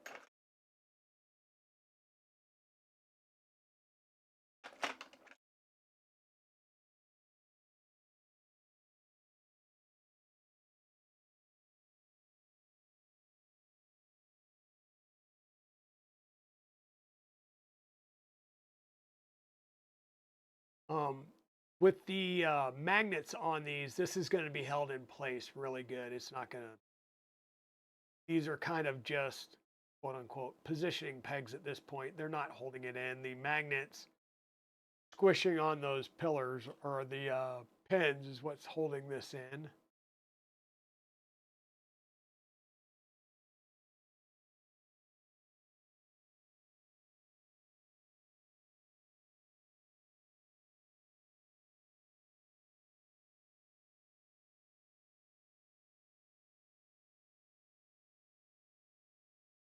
There's one done. Once again, we're going to be using the probe wire here to, we'll have to attach these wires. We're going to cut it back. We're going to restrip them. We'll pull it, we'll break it apart as much as we need to route those wires. Because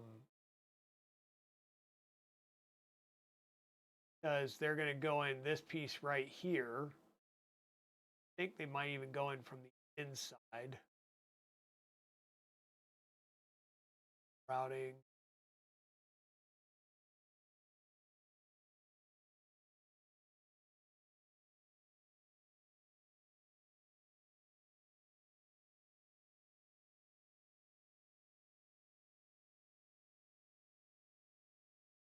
Magnets are absolutely level. Okay, you mean like,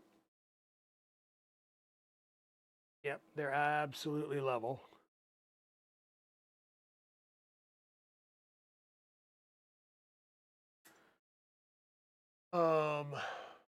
Clarity between right and left side doesn't matter so much, but it's really recommended to have them offset good.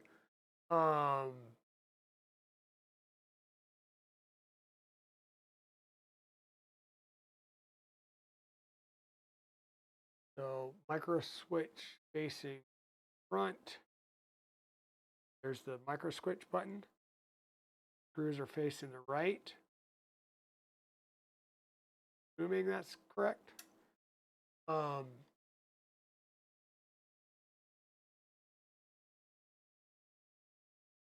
continuity with the magnets was done. Okay.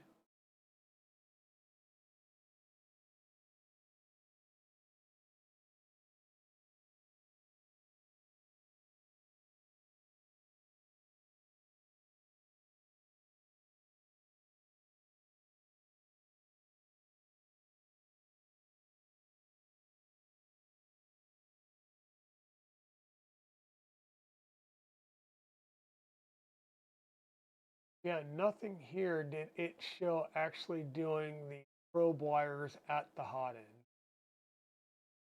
So that's great.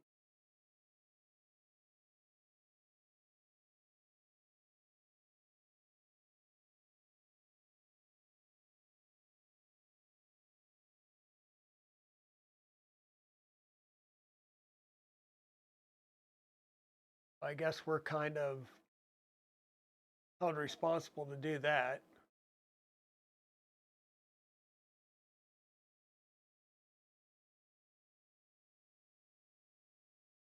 That it shows the magnets here, and that's going into the side of the tool head. So yeah, we'll have to work on that. Let's yeah, that's interesting. It's not showing that.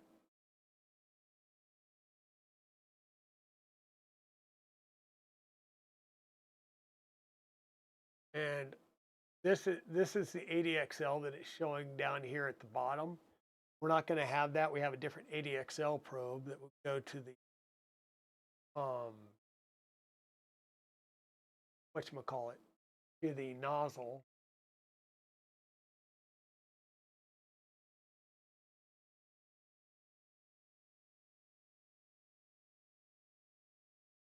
This is all about doing this micro switch probe that we just did.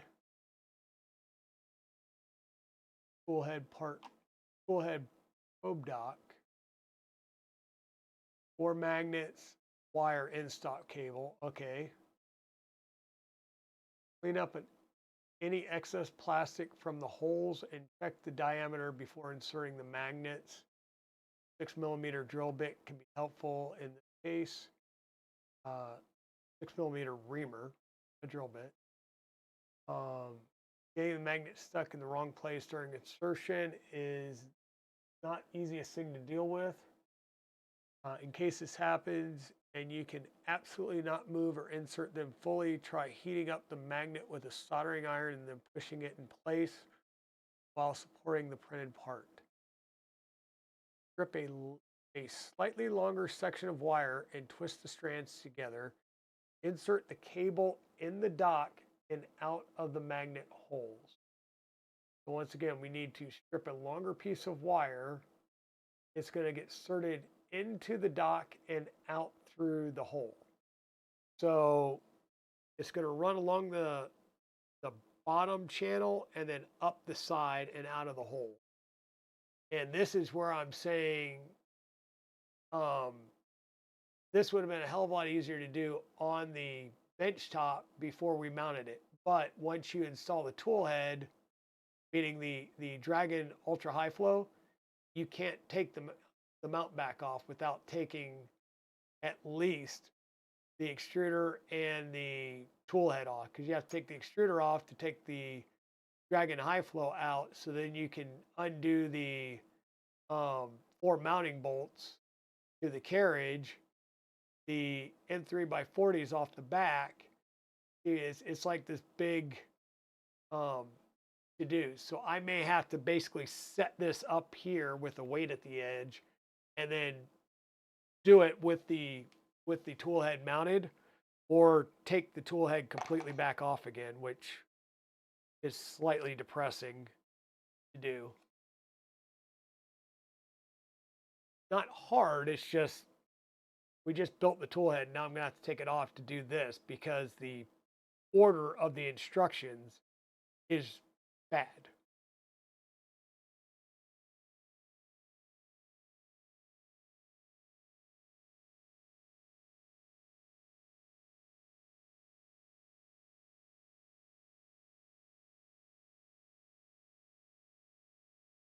So the probe wire comes from the inside holes here, goes down and gets routed through this. You want it along the bottom and fully down the side, and that's going to give you the best chance for conductivity between the 2 magnets in each hole.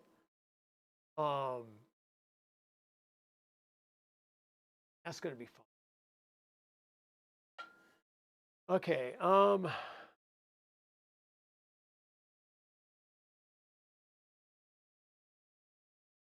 let me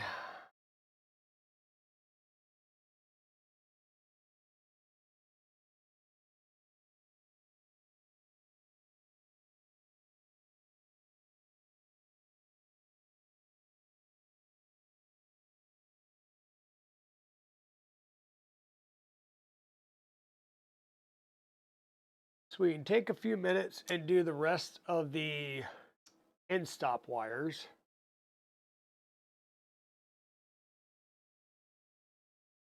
And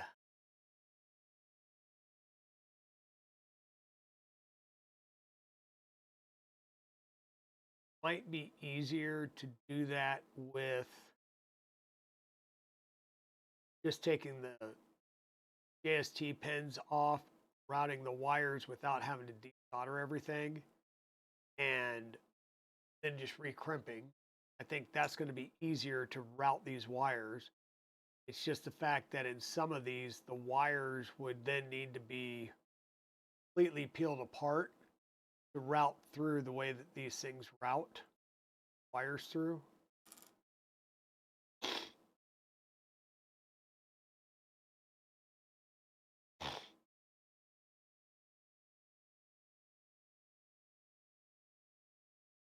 Technically isn't that big of a deal, at least not for me. Let's go ahead and get those. Hey Jano, how's it going? We're fiddle futzing around, so we're trying to set up we've assembled the tool head, right? Because we're going down through the instructions, and it's like, hey, here's where you put all your heat set inserts, right? So we got all the heat set inserts. Those all the parts, put in your heat set insert. And then once we got that done, there's this whole toolhead assembly video that we go through and do, right? And then you'll notice at the bottom of this toolhead assembly video that there's this multi-pin board that gets mounted to the bottom. Well, that multi-pin board is an ADXL sensor, and it comes with a different ADXL sensor for input shaping. Hey, Westery, be careful. Stay safe. Same thing to you, Timor. And even looking at it in the exploded CAD view, right? Here's that ADXL sensor board that gets mounted. Once again, we don't use that board. It comes with a nozzle sensor that gets mounted between the nozzle and the hot end to do your input shape, right? So this is obsolete now. The other thing that it shows, and let me kind of explode this out a bit. Okay, you see this part right here. Okay. It comes in and it shows that somehow it mounts to the main bracket here. And then that's where your wires go up, right? So this looks like it's a completely separate piece of plastic. It's not. This is part of this printed piece. And so following our toolhead install guide here, right? Put the fan on, go ahead and mount this sucker up, put in your M3x40 screws from the back, like so. Put in these screws in the side. Oh, by the way, it hasn't told me to put any heat sets in there, and it's supposed to have heat sets in these channels here. So now I've got it on the printer. I've got the belts tension because this is a belt tensioning, and I'm trying to freehand at this wonky angle, and we'll just say one side didn't go so well. So now I'm debating whether I take the entire toolhead piece back off and swap out this part and retension the belts just so I can do the heat sets in here at the appropriate angle and not worry about putting heat sets in here at all because it's not going to be needed, because this is a really wonky angle to get heat sets in. I don't know. I haven't decided whether I want to do that or not. I probably will though, because once again, it hasn't told me to do anything with the magnets or the probe. Now I've got it, now it tells me to do the tensioning block, which is already installed on the printer.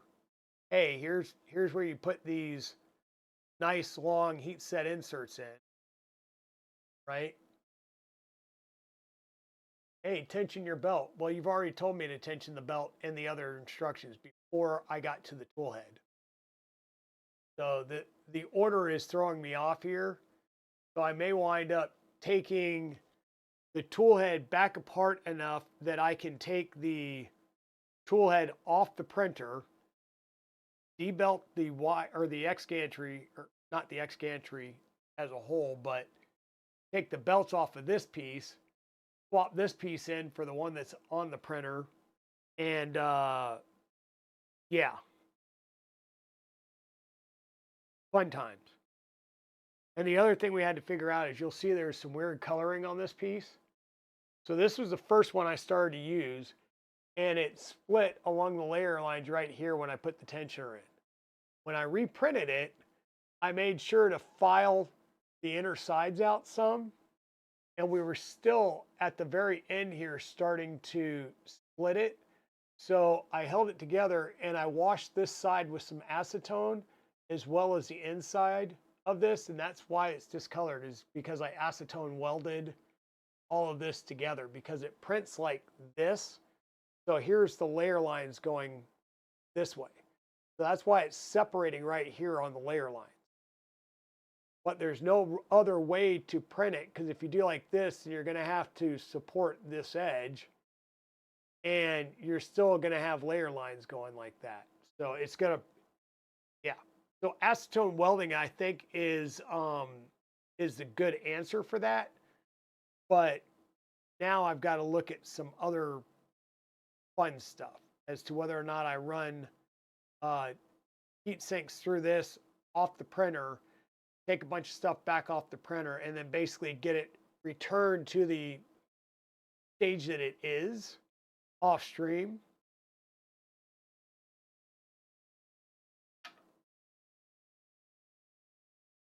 And then, like I said, these the all the end stops come pre-soldered, right? Yay, great, pre-soldered. These end stop mounts, the end stops get pushed into them, right? And this one wire on this side goes straight through. If I can get the angle right, you'll see the light. There we go, right? So the one side, the wire can go straight through. The other side, there's actually a printed channel for it to basically do a hook and loop around. So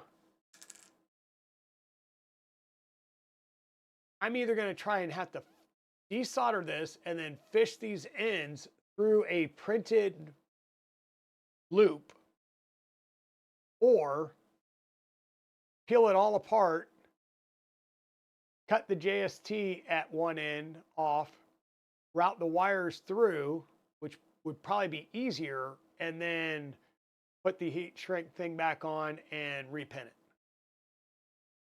So I haven't decided which way I'm going to go,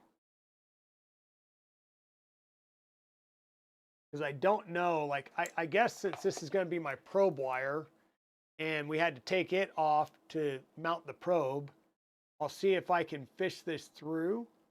And if there's no easy way to get it fished through,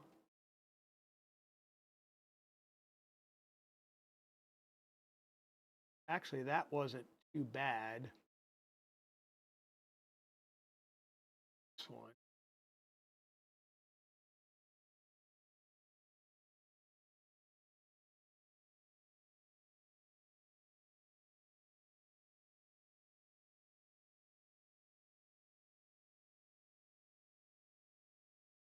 Okay, maybe that won't be so bad. So I was able to get those through.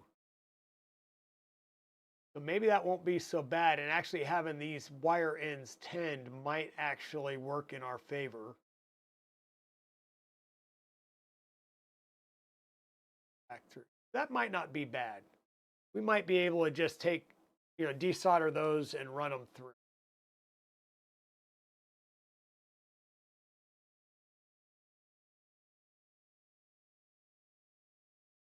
So what we need to do is we'll desolder the three end stops here, and we'll have to make sure that we put them like in the right, through the right printed part.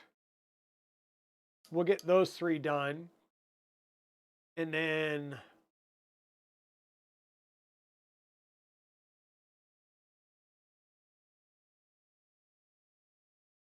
you know what? It's 2 p.m.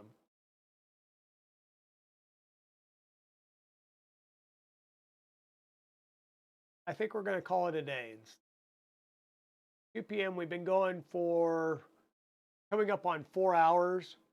I probably do need to take a break and go sit downstairs and elevate my foot and just give it a break. We'll come back and we'll play with soldering and wire routing the next time around. And like I said, I may just do this off stream tomorrow. We'll see. It's not that big of a deal. The big thing though is the tool head. Like I said, I might just take that whole tool head back apart and redo it. I think that's probably going to be the better way of doing it. Take that tool head apart so that I can get the probe wires in there appropriately. Because like I said, I'm going to have to cut these ends off to get rid of the 10 wires, strip some, run it through the holes in the printed part, because these come from the inside out and they have to go through a channel and down the side. And trying to work underneath a printer and do that on a printed part is probably not going to be fun. So, have I built a Python AMS yet? I have not. I have not. I am still running the standard AMS. I haven't felt the need to do the Python yet, because the standard AMS has worked well for me. The couple of spools that did not play nicely, I just respooled onto another spool. So it wasn't that big of a deal, for me at least. So would I build one down the road? I don't know, maybe. Why I couldn't. But yeah, I may just work on these end stops and these probe wires off stream. I might be able to get this in there because there's no soldering here. It's more or less, can I get the magnets in there easily? And can I get this pressed up in there appropriately, to be able to get the magnets in there and have good connectivity? That's going to be the big issue. And whether or not I can do that with the tool head on it. If I can do it with the tool head on it, great. If I can't, then the tool head's coming off, and I really don't want to go through that on stream again. So when we come back on Tuesday, hopefully we have the tool head together. We can, let's see, what do we have left? We still have to mount the bed. Our carbon fiber bed. These two pieces have been epoxied together.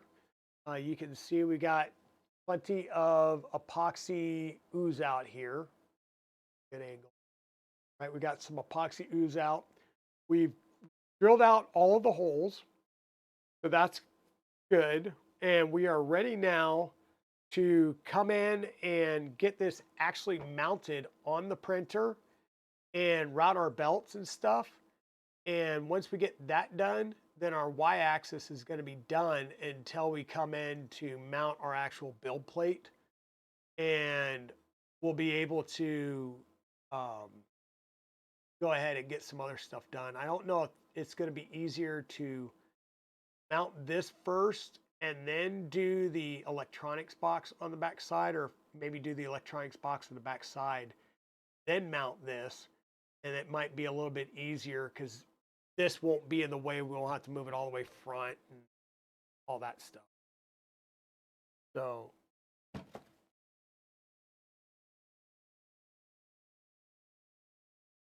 yeah, it's all about the order of operations, and in this case, the order of operation sucks. I think what I'm gonna do is literally put new heat set inserts into this, because I'm just gonna do the two angle ones. I'm not gonna worry about these two because we don't need them. I'll file this out a little bit like I did the other one, and I will, at the very minimum, swap this out at the bottom. I mean, I'm gonna have to take the long screws out of it anyhow to possibly take the tool head off if I have to. We'll see how much I can get done without having to take the tool head off. And I don't want to have to put the printer at some weird wonky angle and scratch things up or anything. So we'll see. The only reason for the Python is that it holds less tension on spools that are loaded. Your only issue so far are filament breaking past the first stage feeder from sitting loaded too long. Exactly. I have had no problems, wow, with this filament breaking in here, sitting in this AMS. Now, the stuff that sits in the Prusa Mark IV buffer, I have it break there all the time. And the buffer system, so my 5 spools are loaded in the rep rack. It comes through these PTFE tubes into the buffer, and from the buffer up into the MMU. I have it break in the buffer all the time. Like right now, the white is broken. I've also had it break in the PTFE tube, which is a real bitch. Sorry about my language, to get back out, because you basically have to push it through that PTFE tube. Um, so, but yeah, it breaks in the buffer all the time. Like the white is broken, and the other 3 are good right now. But I think that's gold. No, we were doing Mist Dragon stuff. That might be an orange right there. So lanes 1 and 5, the filament's broken in the buffer. It happens, you know. It's just the fact of PLA in the open air over time, and when you have it at a curl, it's going to break. That's why I like having the stuff in the closed AMS, because I've got desiccant. They're sitting at 37 and 23. This is PLA and a PET G sitting at 23, and this is all ABS or ASA sitting at 37% right now. So I need to recharge I just need to swap the desiccants out and recharge them.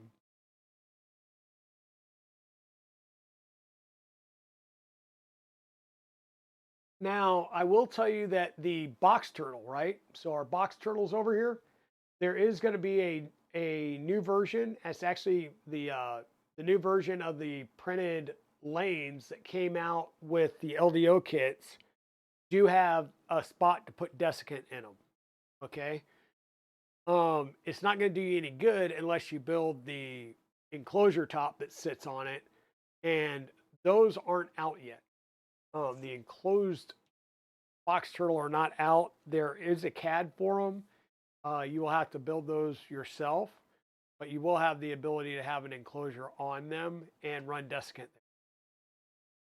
Right now, I just run it free like that. No big deal.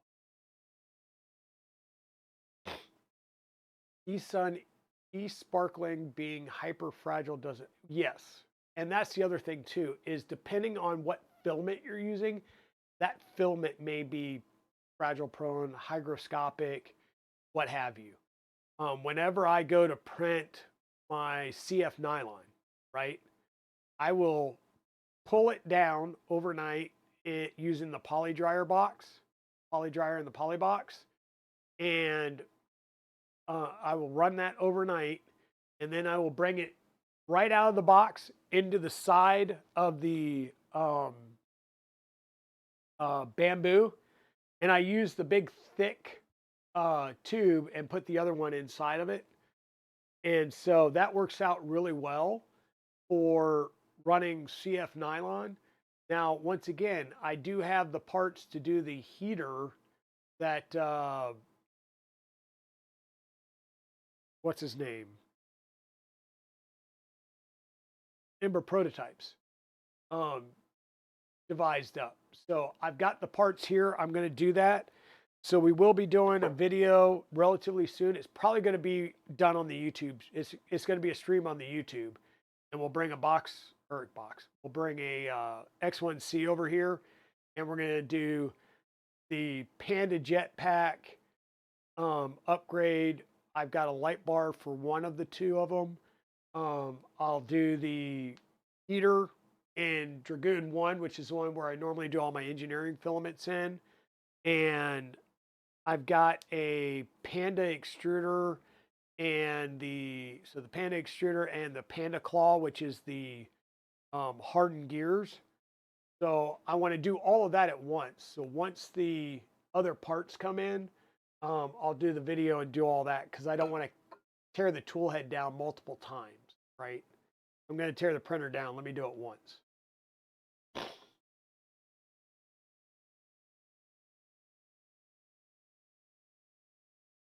you don't have a way to fabricate the acrylic right now, um, I I may know a guy. I may know a guy. So what all is going to happen is I currently have a conch hot end in this one that I was testing.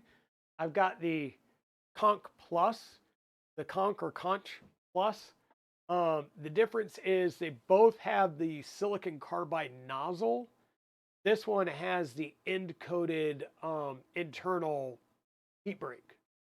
This is coated all the way through to the nozzle, where the one in this one is just got the coated uh, nozzle itself, standard stainless steel or titanium or whatever heat break, right? So somewhat abrasive resistance, definitely abrasive resistant, and this is where I run all of my abrasives anyhow. So we're going to be putting this in this machine, along with I do have the Panda Jetpack, which is the whole front cover replacement. Um, the I will be doing the full Monty over here for the extruder with the Panda Claw and the heater in Dragoon 1. So,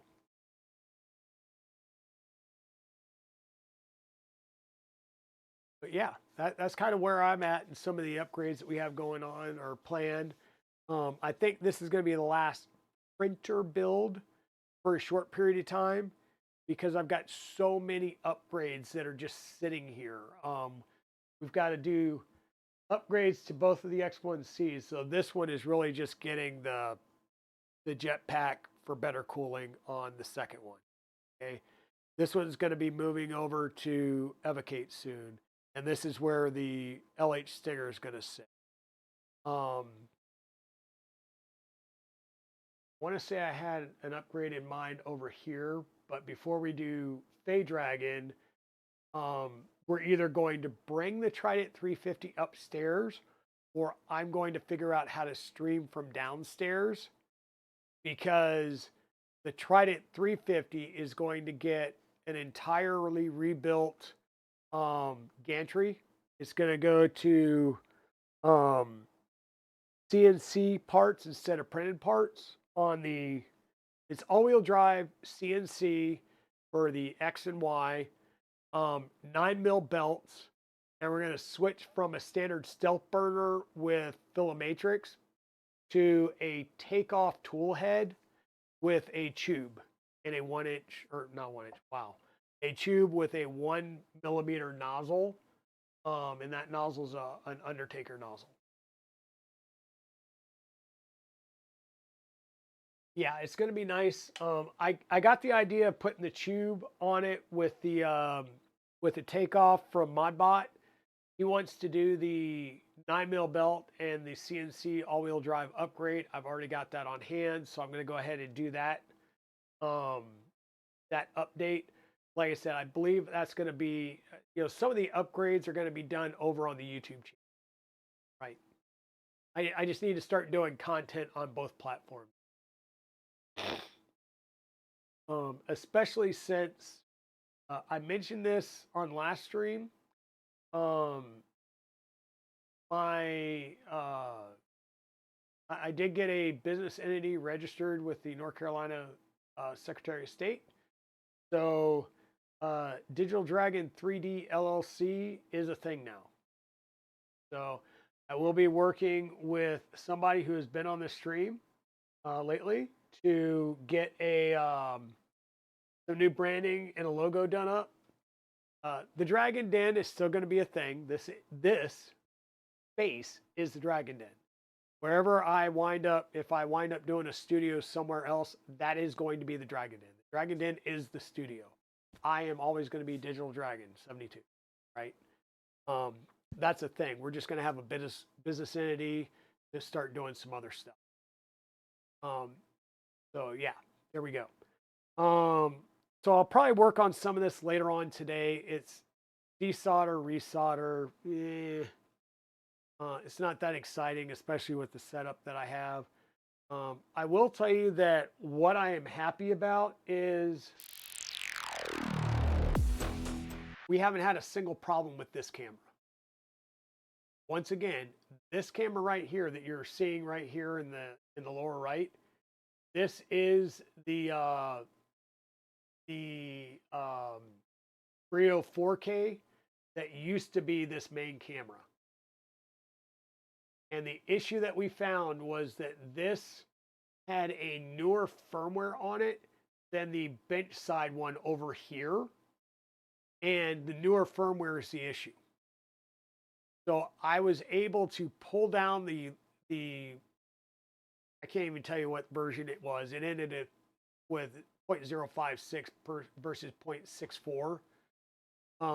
And I force downgraded the firmware on this camera, and we haven't had it freeze a single time since. So that's been good. And I hope this view is a little bit better because we've gone from 1080 to 4K for this down view. So all three of my cameras now are 4K. So I think that should hopefully help in the future. And we'll use the C922 maybe out in the shed to do some content out there on the Milo until I can get some 20 amp circuits added both up here and down in the garage, because I'm going to need that, because we've got the Shapeoko, the big saws out in the shed, as well as the LDO, or not the LDO, Millennium Machines Milo CNC is out there, CNC milling machine. I've got I'm doing the beta test for the Rat Rig CNC mill, so I'm waiting for that to come in, and I'm still waiting on the IDEX kit to come in for the Rat Rig 300 upgrade. Now I did see that I believe Build It Basement is getting ready to start a full Rat Rig build with IDEX. So the IDEX kits are shipping, but I think I'm probably going to get mine closer to Christmas or early January, based on when I ordered it. So as soon as I hear that that's coming in, that's great. We'll get that added. And of course, because that machine's here, so that, yeah, this thing's a beast. When we go to do the upgrade, it's probably going to be done right here. So the bench camera will most likely be moved somewhere like over here. So we're going to update this right here. I'm not moving this sucker. This is a 2-person lift. It's on this table, which is a Rat Rig design bench for it, made out of 40/40. So this stays here. And at some point, when we do have to move it because we go to a different space or something, I will most likely swap in some wheels on the bottom of this cart so that it can move around. But yeah, and this is a 300.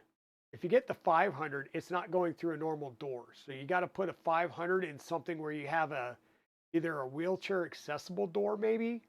And I'm not even sure if it'll go through that, or like in a garage or shed where you've got like double doors or something like that. If you ever plan on moving it around. So at some point, I will have a different space. Some of the bigger stuff will be on rolling carts, and preferably like the rolling carts that the wheels can pop up. So you move it to its place, and then you pop the wheels up so it sits down on firm legs, right? The quartz slab I have is the thing I don't want to have to move again. Yeah, this is fairly heavy. It's easy. This is a smaller size to move, but like if I had gotten one that sat fully in the space, great. I took whatever they had because this was in the dumpster. And that was the trick. If you ask for an offcut, they're going to be selling you a piece that they can like cut out from a slab to do like a big double basin kitchen sink or something in, if you go and you say, do you have anything in your dumpster? Chances are, if you go to a place and you ask if they have any decent sized pieces that are in the dumpster and they let you go looking for it, they're not going to charge you for it. And chances are, one side at least will be finished. This is a finished side up that you're seeing here. The bottom is a standard, because counters, they finish the top and they'll bullnose and finish the edges. I don't care about the finished edges here. I cared about this being a finished top. That was it.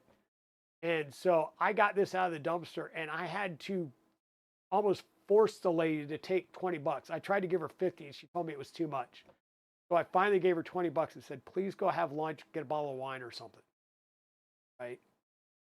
So that's a good way to do it, is physically go and then ask if there's anything in the dumpster. Right? So that's what I'm going to do. I'm going to work on getting the end stops set up. I won't mount them. We'll mount those later. The probe I will do, because if I have to take the tool head off to get it in there right, then I'll take the tool head back apart, and I don't want to take it apart and redo it. But thank you everybody for being here. Lots of good stuff coming in the future. Let me see who we may have that we can raid out to. Let's see who's on. Come back over to the main screen while I do that. Maker Deck, pick Gorecki Designs, Stephen Poole. Kite Crafter looks like he's Suka class fast combat support. He's building like a model. Rix O'Brien is Lego building and stuff. On Cleveland's car camping in South Dakota live. Yeah, so not a lot going on right now. Does anybody have any other suggestions? Maybe go sit down and watch some football before I come up and start staring at this.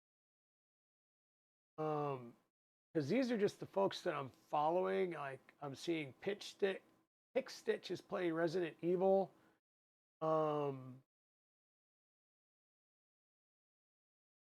Yeah, not a lot of people, there's a lot of streamers that are just streaming their printers. Not a lot of people chatting. So I'm open to suggestions, or we can maybe jump over to Kite Crafter and watch somebody do some.